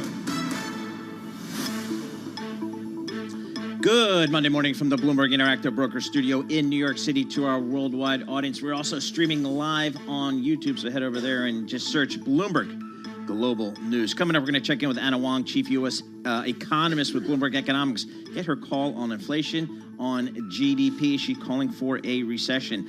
And it's not every day that a 99-year-old trucking company goes bankrupt, but it did. Lee Klaskow, senior analyst at Bloomberg Intelligence, covering all the logistics, will give us the story on yellow freight and the trucking business. Plus, David Katz, president and CIO of Matrix Asset Advisors. He joins us to give us his off this hour with John Tucker and the Bloomberg Business Flash. All right, the major averages right now, they are higher, but pairing some of the earlier gains we saw at the open, the S&P 500 up 14 points. That's a rise of 0.3%. Some investors dipping back into the market after the declines last week triggered by the Fitch credit downgrade. Morgan Stanley's Mike Wilson says investors should be broadening out their investments at this point. That would be the next stage of the bull market. If you want to be bullish, you have to be buying laggards here. You can't just keep chasing the Magnificent Seven and forget about everything else. That's not a healthy outcome. Right now in the S&P 500, you have 9 of the 11 major industry groups. They are higher. Some of the drags coming from information technology and consumer discretionary. Consumer discretionary, that's where you're going to find shares of Tesla among the most active. The CFO out after 13 years. And then earnings, KKR reporting second quarter earnings. They beat estimates, but get this, they were still 23% the earnings lower from a year ago. S&P 500 again, 13 points higher. That's up 0.3%. The Dow is up 221 points right now. The NASDAQ 100 just 6 points higher. And we check the markets for you all day long right here on Bloomberg Radio. I'm John Tucker. That's your Bloomberg Business Flash. Matt and Paul, back in the together saddle. again. Wow. Back together again. How about that? It's like you never left. Exactly. I feel And you're the same back, way. back from a week in Europe. How was that? I was. It was very hot. Really? In It's hot Spain. everywhere. Yeah. But the thing is, we were on the beach, so you have this expectation that even if it's hot outside, you'll be able to get in the water and cool down. Right. Not the case, because the Mediterranean was 90 degrees when I went in on Wednesday morning. Oh my gosh, let me get out the world's smallest violin for Matt. Oh, come on. The Mediterranean was too hot. Sorry, The Matt. water at the Jersey Shore, a lovely 72 degrees, just absolutely perfect. That's what you want. Why would anybody go anywhere else but the Jersey Shore? All right, Matt Miller, Paul Sweeney here in the Bloomberg Interactive Broker Studio. We're doing that YouTube thing, so just go over there and check it out. Google search, or do that search thing on Bloomberg Global News. Emily Buffeo joins us here in the Bloomberg Interactive Broker Studio. She's got a look at what's going on in the markets out there. Again, the S&P 500 up about 0.4%. Emily, what are you looking at? Well, I'm watching a number of stocks. It is a pretty big earnings week. We have Palantir reporting after the bell. That stock down about 2.6% right now, but it's up almost 180% year to date. Guess why? They've been talking about artificial intelligence. They said that they saw unprecedented demand for their AI platform. They serve governments and businesses as well, but there hasn't been a lot of details about their pricing strategy for this platform. So analysts are going to be watching that during the earnings report. Yeah, that's big. Up 176%. How about that? That's a year-to-date gain? Yep. That's amazing. That's just go away and just take your earnings and just take them.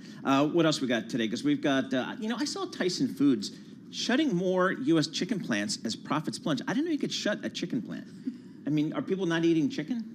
What are we hearing from Tyson? So they had a pretty big earnings miss, and then the Bloomberg News story today about their earnings is about those 4 additional chicken factories shutting down. They had shut down a few others earlier in the year. The sales were down roughly 3% from a year earlier, trailing even the lowest estimate.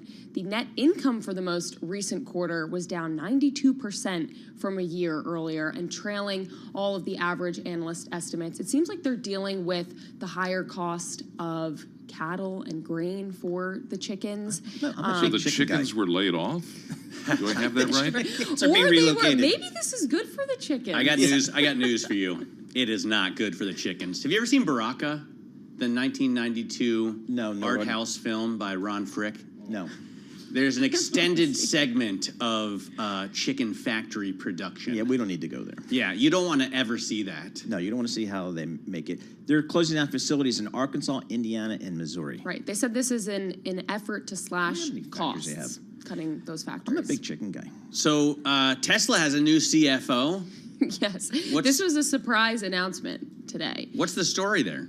So their chief financial officer, Zachary Kirkhorn, is stepping down after 13 years at the company. He was in that CFO role for 4 years. Now the chief accounting officer, Vaibhav Taneja, I think that's how you pronounce it. With it. He's taking on the CFO role in addition to his current duties. He started that on August 4th, but we're just getting the news from Tesla today about this shakeup. I would think it would be a difficult job to work for Elon Musk. Yeah. I think.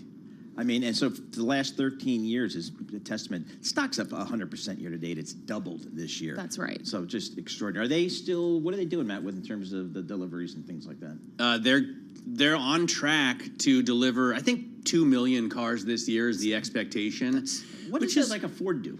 Well, Ford does like 10 million. Okay. That's a different story. But of course, Ford's been around for 100 years and change. 2 million is a big number to me. It's pretty incredible for an electric car maker that started in 2010 and nobody thought could ever get profitable. Yep, absolutely. All right, so. And Elon Musk seems to be having a pain in the neck. Yes, he's going. What is all that? Is he going for like some surgery? An MRI. Maybe. He's getting an MRI. He's getting an MRI. Elon Musk, as per Rich Go, his net worth is, he's number 1 in the world for those that are keeping track, $232.4 billion. Year to date, his net worth is up $95 billion. So a good year to be Elon Musk. That stock is down, though, right now, about 2.6%. Likely all due to the CFO moves, maybe a little bit due to the fact that he's going in for an MRI for his neck and back. Key man risk. Oh, if there ever was a company with key man risk. Totally, 100%. That's the one. All right, Emily, thank you so much for joining us. Emily Garfeo, she's a Bloomberg cross-asset reporter giving us an update on what is happening with these markets. I want to turn now to Anna Wang, chief U.S. economist with Bloomberg Economics. Anna, is your model, Matt's favorite model, by the way, his forecasting model is your model, is it still forecasting a recession? Because I've taken it off the Paul Sweeney economic table. Yes. So the model does say that the probability is not as pronounced for, because a couple months ago, the model is saying the recession could be as early as August and July. But right now, the model says October is the time. But the real model, I trust, is our judgment that incorporates all the unique factors of this economic cycle, right? And that judgment is still we still believe that a recession would be before the end of the year. So what are the indicators that lead you to believe that? Because a lot of Wall Street economists have come around to the soft landing consensus. I think it's safe to say consensus now. On the other hand, there are some outliers out there, especially in the bond world. People like Jeff Sherman are expecting a serious recession, and we've got a contraction of M2, which always has led to depressions in the past, but in the way past. Who follows M2? I was talking to Gary Schilling yesterday. I did a little interview with Gary Schilling. Okay, M2. I haven't heard that. And we were, he said there are extraordinary reasons for that. But what do you think, Anna? Yeah, so the resilience of the economy. So in the last 2 years, we also have talked about the resilience, and the resilience is due to these excess savings, which has propped up and propped up the balance sheet, delayed the impact of monetary tightening. But I still see that those cushion that firms have and households have are gone now, and basically consumption is running on credit. And so the dog that hasn't barked yet so far in this Fed tightening cycle is credit. We still see credit spreads very narrow. We still see consumption very strong because people can borrow. But how could that be sustained when credit cards rate is going at 23% per year? No, that cannot be sustained. That's why we are seeing a rapid increase in delinquencies, even as people don't need to pay their student loans. And so one big reason for why I still see a recession coming before the end of the year is because once people start paying the student loans, the delinquencies in all consumer loans are going to go way up, like straight line up. And by the end of the year, we will be seeing delinquencies rate at the level of 2010. So is corporate bankruptcies. So we're seeing a sharp increase in small firms bankruptcies. That number is going to go up to 2010 levels also before the end of the year. And credit spreads will widen. So I think what we're seeing is first, the economy slows just slowly and then steeply. It's kind of like the sinking of Titanic, right? The first part is so slow. Well, last part is very steep. How does the Fed react to that? Well, I think the Fed, from a policymaker's perspective, they should not be coming out and saying that we expect a recession because there's animal spirits out there, right? So I think the Fed is still very cautious. That's why even though the Fed staff, even before the last meeting, the Fed staff said in a minute that it's as much as a coin toss between a recession versus a soft landing. And right now, they're just marginally moved back to the soft landing.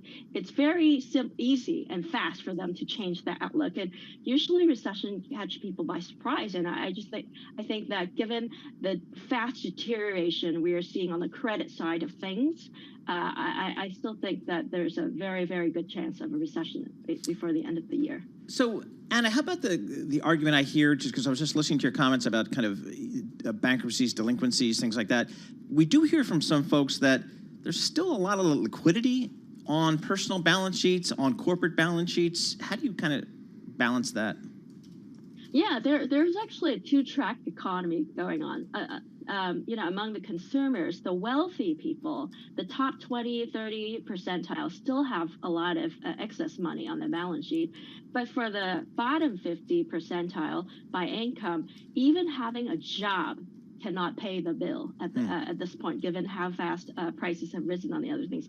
Also on the corporate side, a lot of these index that tracks credit spreads are overweighted on large firms, and a lot of large firms, tech firms, and those firms have refinanced their debt, and that helps them the balance sheet look good.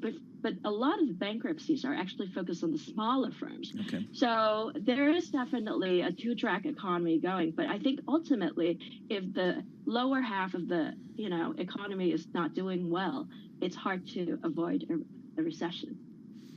So, and I'm looking at the CPI comes out Wednesday, and the CPI ex food and energy annualized consensus is 4.7% versus 4.8% last period.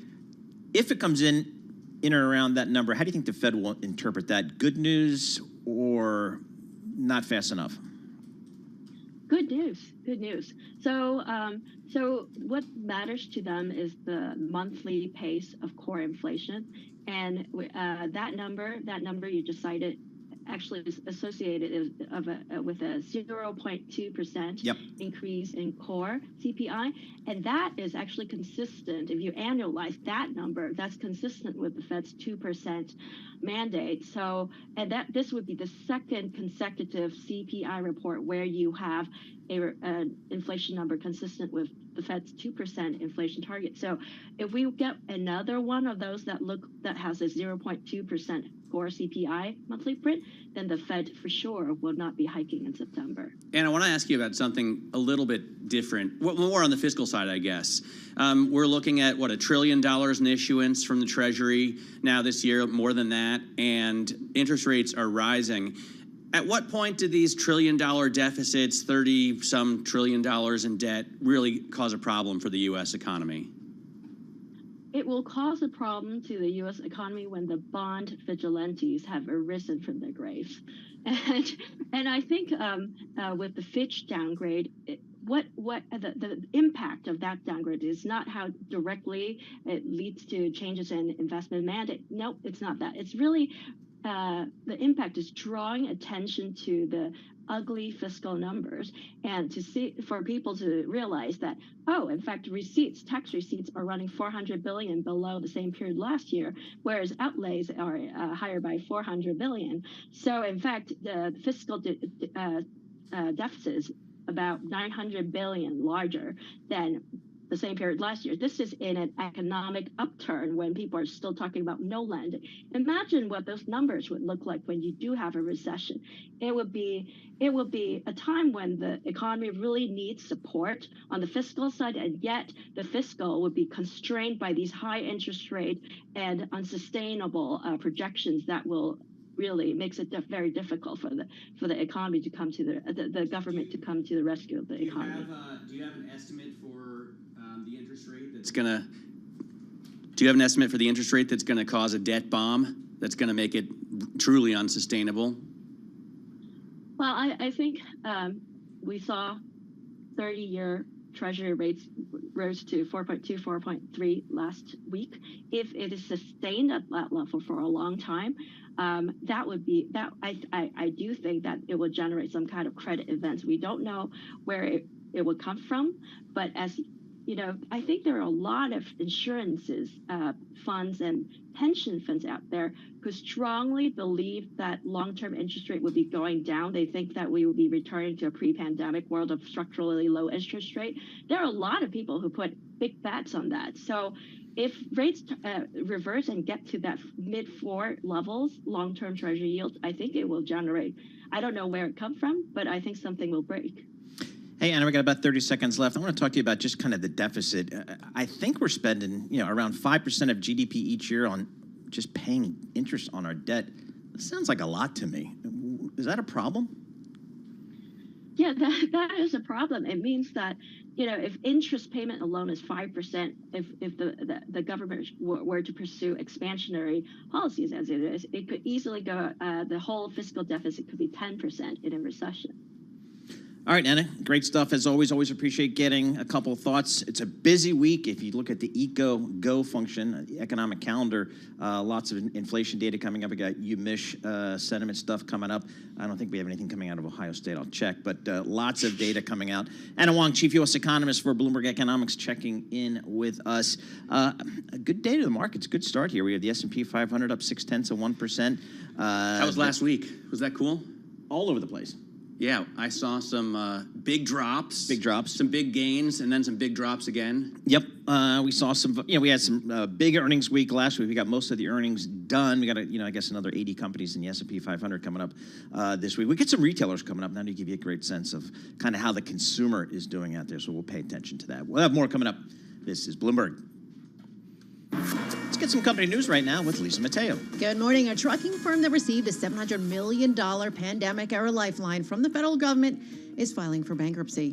Bloomberg's Courtney Donahoe has more. Trucking giant Yellow has filed for bankruptcy and closing after nearly 100 years in business. More than 30,000 employees are out of work. Yellow and the American Trucking Associations are launching a jobs database to help employees find work. Well, Yellow has more than $1 billion of debt that matures in 2024 and has been disputing with its labor force. Shares of Yellow right now checking in down more than 33%. And Kia America are recalling just over 121,000 vehicles in the U.S. because of an engine fire risk. Bloomberg's Gina Cervetti reports. The recalled vehicles include model years 2017 through 2022 and cover Niro and Niro plug-in hybrid models. Federal safety regulators say the engine fire risk stems from a potential fluid leak. Now, shares of Kia right now down more than 3%. And you may have to wait a bit longer for that proposed cage match between Elon Musk and Mark Zuckerberg. Yeah, in a post this morning, yesterday, he rebranded on his rebranded social media network X. Musk said that he is getting an MRI in his neck and his upper back today, and he might need surgery. Now, it comes after Musk posted that he was lifting weights and that the fight would be live streamed on his platform, formerly known as Twitter, with proceeds going to charity for veterans. Now, over on Threads, Zuckerberg suggested a fight date of August 26th. Shares of Meta Platforms right now, well, they're up nearly 1%. Those are the stories. I'm Lisa Mateo. This is Bloomberg.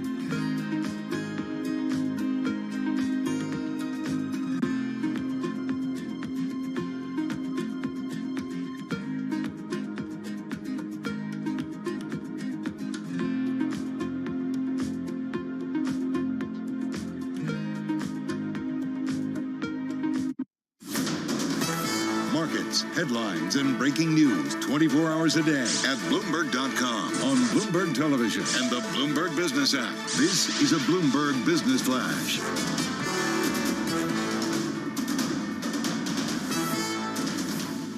And I'm John Tucker in the Bloomberg Newsroom with this Bloomberg Business Flash. After the worst week for the S&P 500 since March, the index right now up about 0.6%. The financials, the best performing industry group.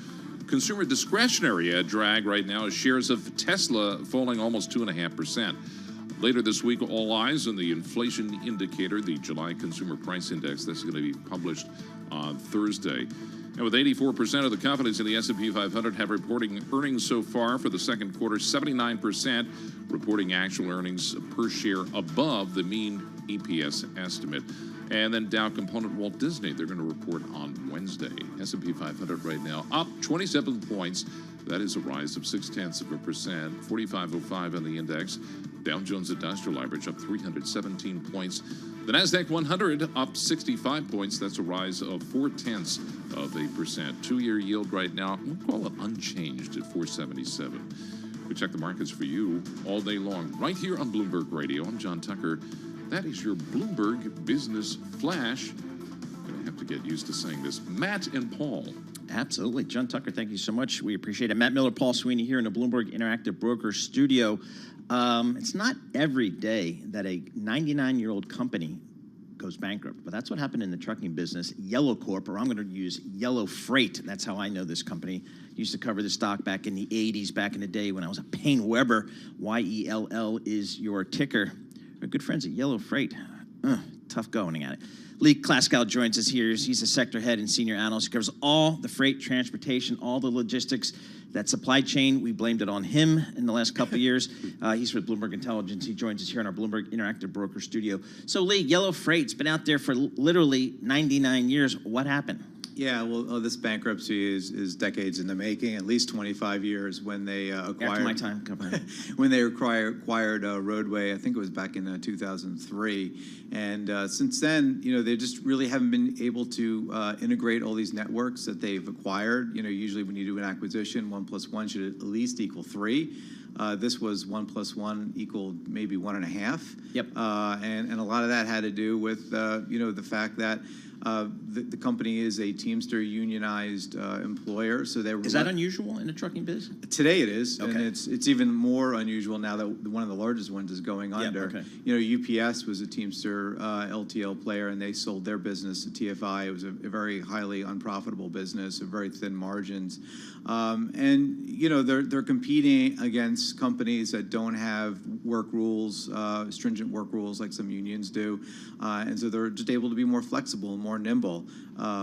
It's not to say that it couldn't become a better trucking company. And again, there's blame to be spread across the board, whether it's management early in 2003 or maybe the fact that some of the things that the union did recently, like threatening to go on strike, kind of accelerated this bankruptcy. Again, 20 plus years in the making. So is this the case of a union putting itself out of a job?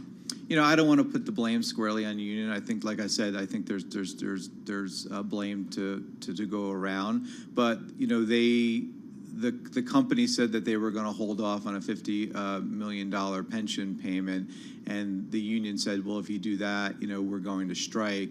And then the problem is with an LTL, a less than truckload carrier, it's kind of like a run on the bank. Shippers will move away from you, and then once that happens, you have a deleveraging effect of your network. That means your business becomes less and less profitable, and then as more people move away because they're scared that their freight might be stuck in your system, it just becomes a snowballing effect, and that's why usually when there's bankruptcy in the LTL industry, it's always a liquidation, never a restructuring. I was going to ask, so there's no ongoing concern. It's not like these truckers are going to still have jobs, just have an executor running the company. No, there's obviously, I guess there's some good news.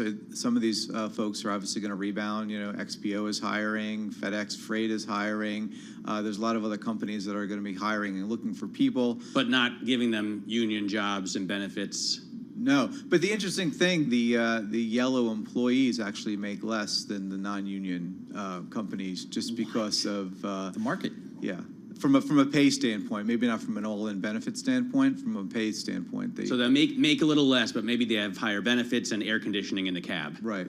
That was one of the shocking things to me about the UPS. And ever since then, I've been looking at UPS delivery guys all over the place, and they are sweating bullets. Yeah. It's a hot job. They work hard. All right, let's step back and take a look at the trucking business in the United States. Kind of where are we these days? Again, we came through the pandemic. There were definitely some supply chain issues that just went all the way back. You know it from the ships until it gets to the warehouse. You know how that works.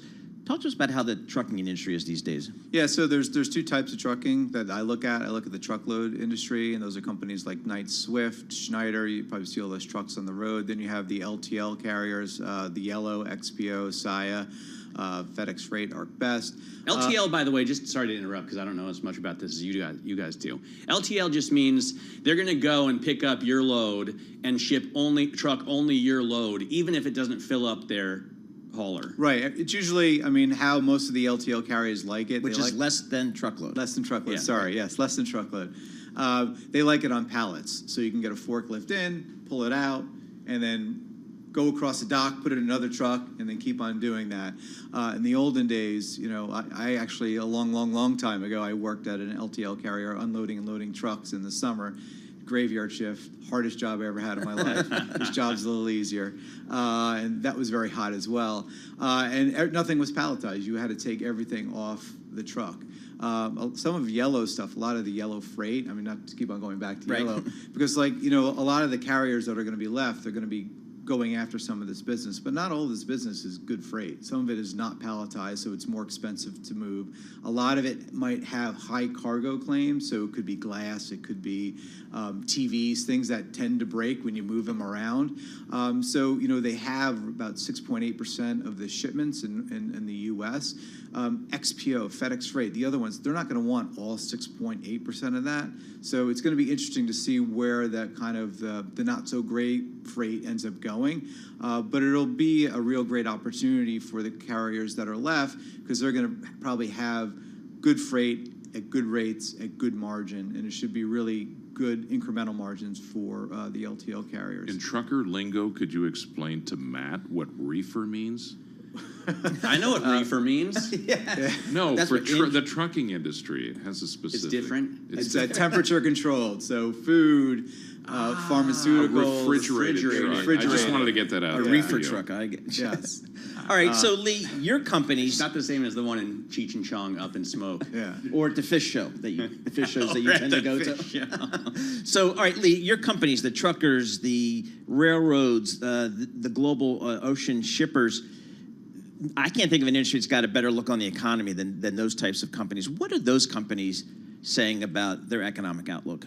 Yeah, so I think, you know, we actually just spoke to one of our companies this morning. We spoke with DHL, and they were telling us that, you know, they're not expecting much of a peak season this year. Really? And if they do see it, they'll probably see it in the air freight on their forwarding business versus their ocean business. A lot of the other carriers like Knight Swift, you know, they're all talking about you're seeing the destocking happen. So destocking, that's just retailers just bringing down their inventories. Exactly. Okay. And they're not seeing the restocking where they're filling up the inventories. So we're at a situation where, the consumer is obviously pretty resilient, but we're just not seeing the normal seasonal patterns yet. We're pretty optimistic. I guess we're probably a little more bullish. You know, we think we're going to see not a peak season, but we are going to see an incremental increase in demand.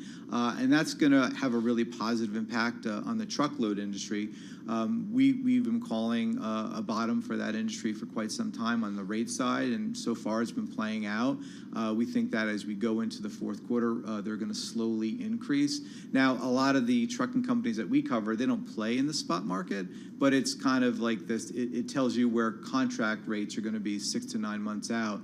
And so what we're looking closely at the spot market, we look at it every week, try to figure out where it's going. You know, we think that's going to set up next year pretty good for the truckload industry for contracts. This year, contract rates are down anywhere between mid to high single digits.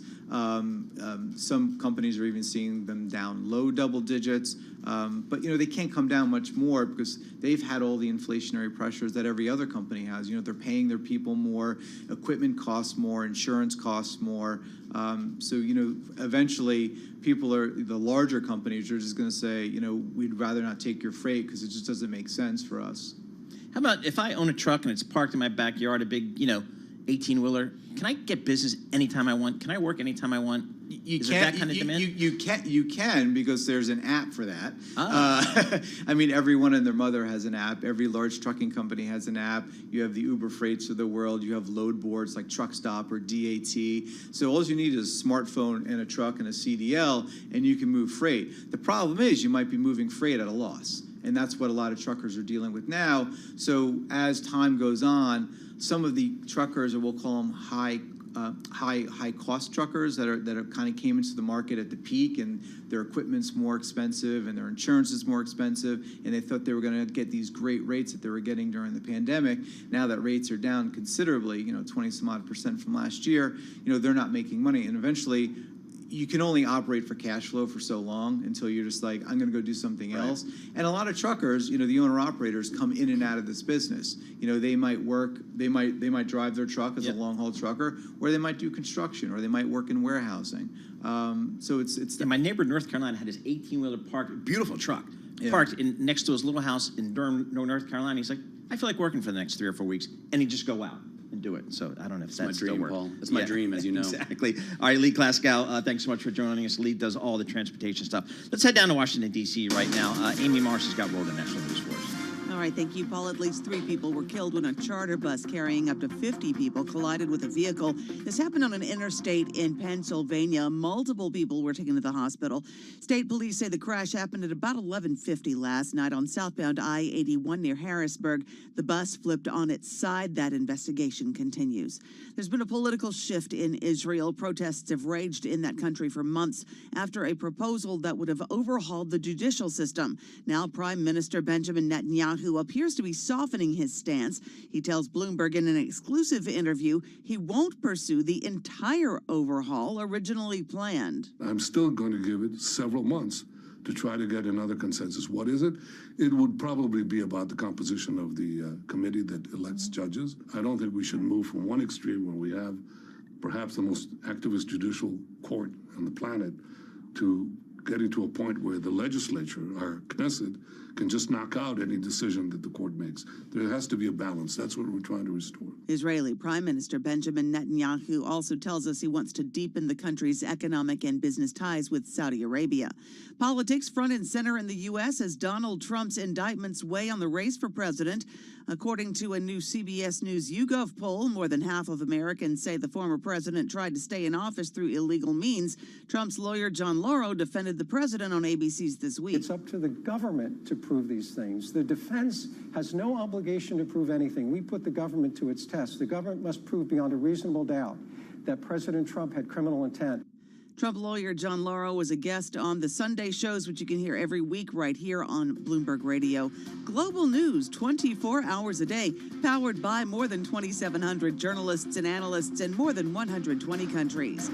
I'm Amy Morris. This is Bloomberg.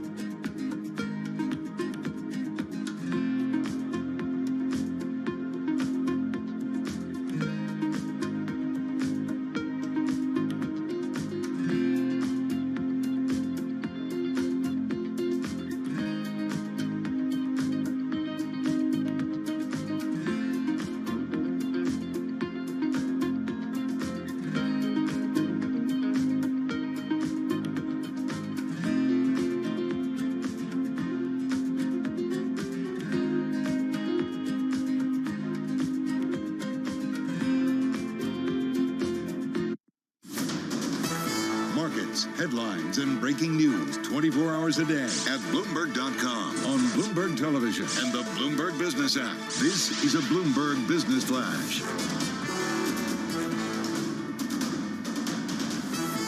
And I'm John Tucker in the Bloomberg Newsroom with this Bloomberg Business Flash. The tech-heavy NASDAQ 100 higher, but it's underperforming the other indexes. That's because of losses in Tesla and Apple. And then Treasuries, 10-year yield, that was weighing on the technology shares. Right now, it's up 3 basis points. It's higher after Fed Governor Michelle Baumann said she expects additional rate increases will likely be needed at the Federal Reserve. We're going to get an important inflation reading that comes up on Thursday of this week. Ahead of that, this week's CPI, Lori Calvasina at RBC Capital Markets sees the rate of inflation moderating. I am optimistic that inflation will continue to moderate. We're seeing a lot fewer references to things like pricing, inflation. Generally, the cost environment is described as being a bit better, and companies are actually, kind of softening their stance on pricing. We're not seeing, this kind of big rhetoric saying we're definitely going to be able to pass through pricing. Among the earnings, BioNTech plunging in U.S. trading. The German biotech reported its first loss since 2020. Latest Market Live Pulse survey by Bloomberg shows a clear majority of investors expect, Paul, I'm sorry to say, a recession before 2024 is out. So not necessarily this year. S&P 500, yeah, what? I know you're firmly in the opposite camp. S&P 500, 31 points higher. That's up 0.7%. 4510 on the index. The Dow Jones Industrial Average is up 338 points. That's up 1%. And the NASDAQ 100 is 85 points higher. That is up 0.6% right now. I never bet against Anna Wong because she's I know. She is smarter awesome. than I know. many. She most. is. So I mean, potentially the most overeducated person I know. I mean, she's got statistics degrees, PhDs, masters. I mean, I don't know. It puts us to shame, Paul. She has a good model, though, that's for sure. Anyway, we check the markets for you all day long, right here on Bloomberg Radio. I'm John Tucker. That's your Bloomberg Business Flash. Matt, and what, did you change clothes already? Yeah, I had to put on a suit. He does it all. Because he does TV, too. He doesn't get dressed up for us. He gets dressed up for TV. It's partially for you, Paul. Okay, all right. But not for Tucker. No, of course not. All right, John Tucker, good stuff. Thank you very much. We appreciate it. Matt Miller, Paul Sweeney here in the Bloomberg Interactive Brokers studio. All right, we got the S&P up. Let's call it 18% year to date. The tech-heavy NASDAQ is up over 30%. I mean, the back half of August and September are some of the best times of the Jersey Shore. I think I'm just packing it in. I'm done. And I'm just going to go down the shore because I've got a great first half. I don't need to do any more. But let's see what the professionals are out there doing. David Katz, president and CIO at Matrix Asset Management, or Advisors, Matrix Asset Advisors. David, I mean, boy, that's a heck of a first 7 months here in this market. Is there anything left in this market? We do think there's still a batch more left, but we think that it's going to come from different places. If you look at the first 5 months of the year, the largest 7 technology companies were up over 65%. The rest of the market was flat. Since that time, the broader market's been doing better. There's been a lot of catch-up. We think when you look for the balance of the year, you're going to continue to have catch-up with things that have not done as well in the first 7 months of the year. We think they will start to rally. And we think the things that did great can still do okay. But we would agree with you, there's not going to be a repeat of that.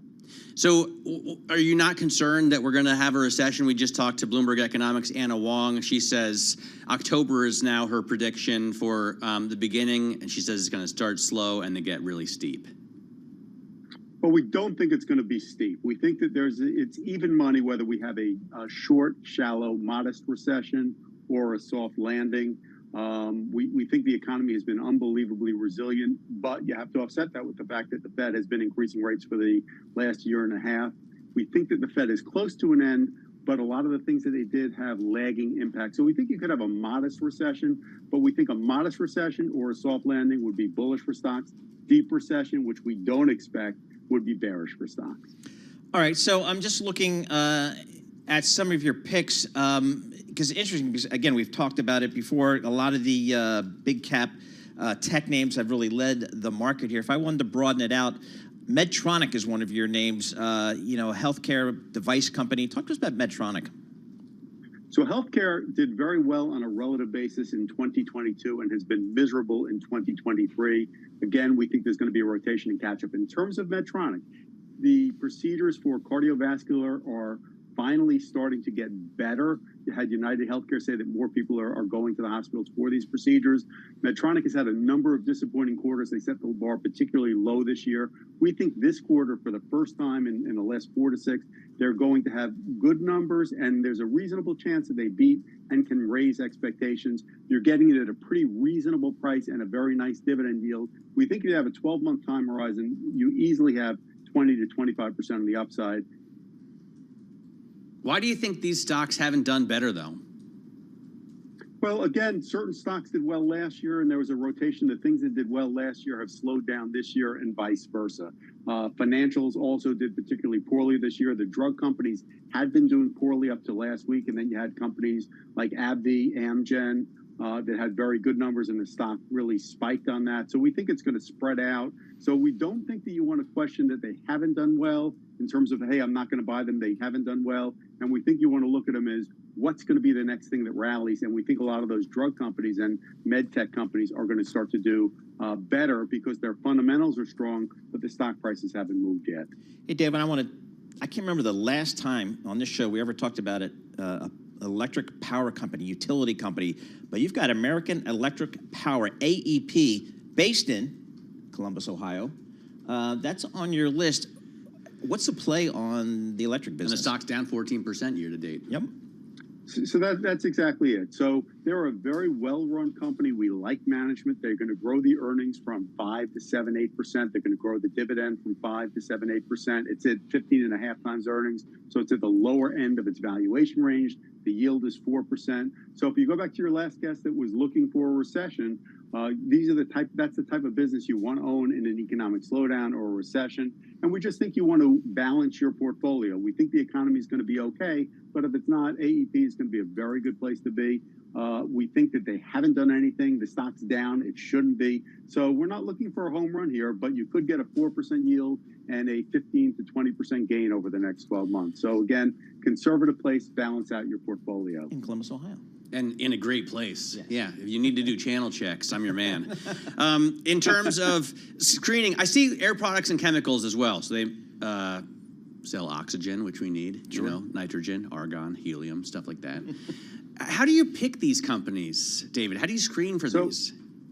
So we have 8 valuation models that look at a company's earnings and dividends and return on equity, and we try to value what the business is worth and then buy it at a discount. We also focus on dividends, sustainability of dividends. And in terms of Air Products, they are really consistent earnings grow over time. They've grown the dividend at north of 10 to 12%. The expectation is that that's going to continue. The stock did well last year, has not done a whole lot this year. But we think what's very interesting here is it's a green energy play. But you're not paying too much for it, and you're getting a good yield while you're waiting. David, how concerned are you about this Federal Reserve? We're going to get a bunch of economic data this week, and if the market seems to be saying maybe one more rate increase or maybe even just hold steady. How concerned are you about our Federal Reserve? Well, we think the Federal Reserve has overshot in terms of raising rates, so we're a little bit fearful that they continue to do that. You did have one Fed governor say that she thinks there could be additional multiple raises this year. So that's a worry. We don't think they have to. We think inflation is definitely breaking lower. Your last guest just talked about inflation going lower. If you look at this quarter's earnings season, we agree most companies are talking about not having issues with supply anymore, logistics, shipping, all prices coming down. So we think the Federal Reserve doesn't have to increase more. They could do one. It's either one or done or none and done. And if that's the case, and the economy holds in okay, which we think it will, stock should be a pretty good place to be. If we're wrong and the Federal Reserve raises 4 more times, that's problematic. We don't think that happens. That's a problem for a lot of people there. All right, David, thank you so much. We appreciate it. As always, David Katz, he's the president and chief investment officer at Matrix Asset Advisors. Still bullish on this market, even after the run we've had in the S&P, and particularly in the NASDAQ and NASDAQ 100, which have really benefited from those Magnificent Seven. And again, he's got a great chart in his note basically showing you take those Magnificent Seven out, and the market's kind of flat year to date. So that really gets your attention. So we'll pay attention to that. This is Bloomberg. Let's get some company news right now with Lisa Mateo. Good morning. Tyson Foods is shutting down 4 additional chicken plants based in Arkansas, Indiana, and Missouri. Bloomberg's Courtney Donahoe has more. Production from the facilities will be moved to other locations as the meat supplier looks to cut costs. Quarterly sales at Tyson missed Wall Street estimates. Meat producers have been struggling with high feed costs, tight cattle supplies, and a surplus of chicken. Now, shares of Tyson are down about 7%. And the inexpensive goods that we buy and got used to buying may be going away for good. Bloomberg's Joan Doniger reports. The Wall Street Journal says countries in Asia that host the factories that make the goods can't find young people to staff them. One garment factory in Vietnam offers free yoga and dance classes. There are team building sessions where employees can drink beer, drive go-karts, and go bowling. Not bad. A jet engine recall causing some airlines in the U.S., Europe, and Asia to temporarily reduce flights and routes. Now, hundreds of Pratt & Whitney engines were called back. RTX, who sells many of them, says nearly 140 engines used on Airbus single-aisle jets will need to be inspected over the next several weeks. Now, shares of RTX right now, well, they're up just nearly 1%. And Mattel is playing off the success of the Barbie movie, which has just crossed the $1 billion mark in global ticket sales. The company is expanding its Barbie the Movie product collection. Yeah, it's going to include new looks worn by Barbie and Ken. It also includes a weird Barbie doll inspired by the character. Not sure what that is. I didn't see the movie. And a 4-pack of Hot Wheels You Corvettes. haven't seen the movie? I know. I'm sorry. Those are the company stories we're following. I'm Lisa Mateo. This is Bloomberg.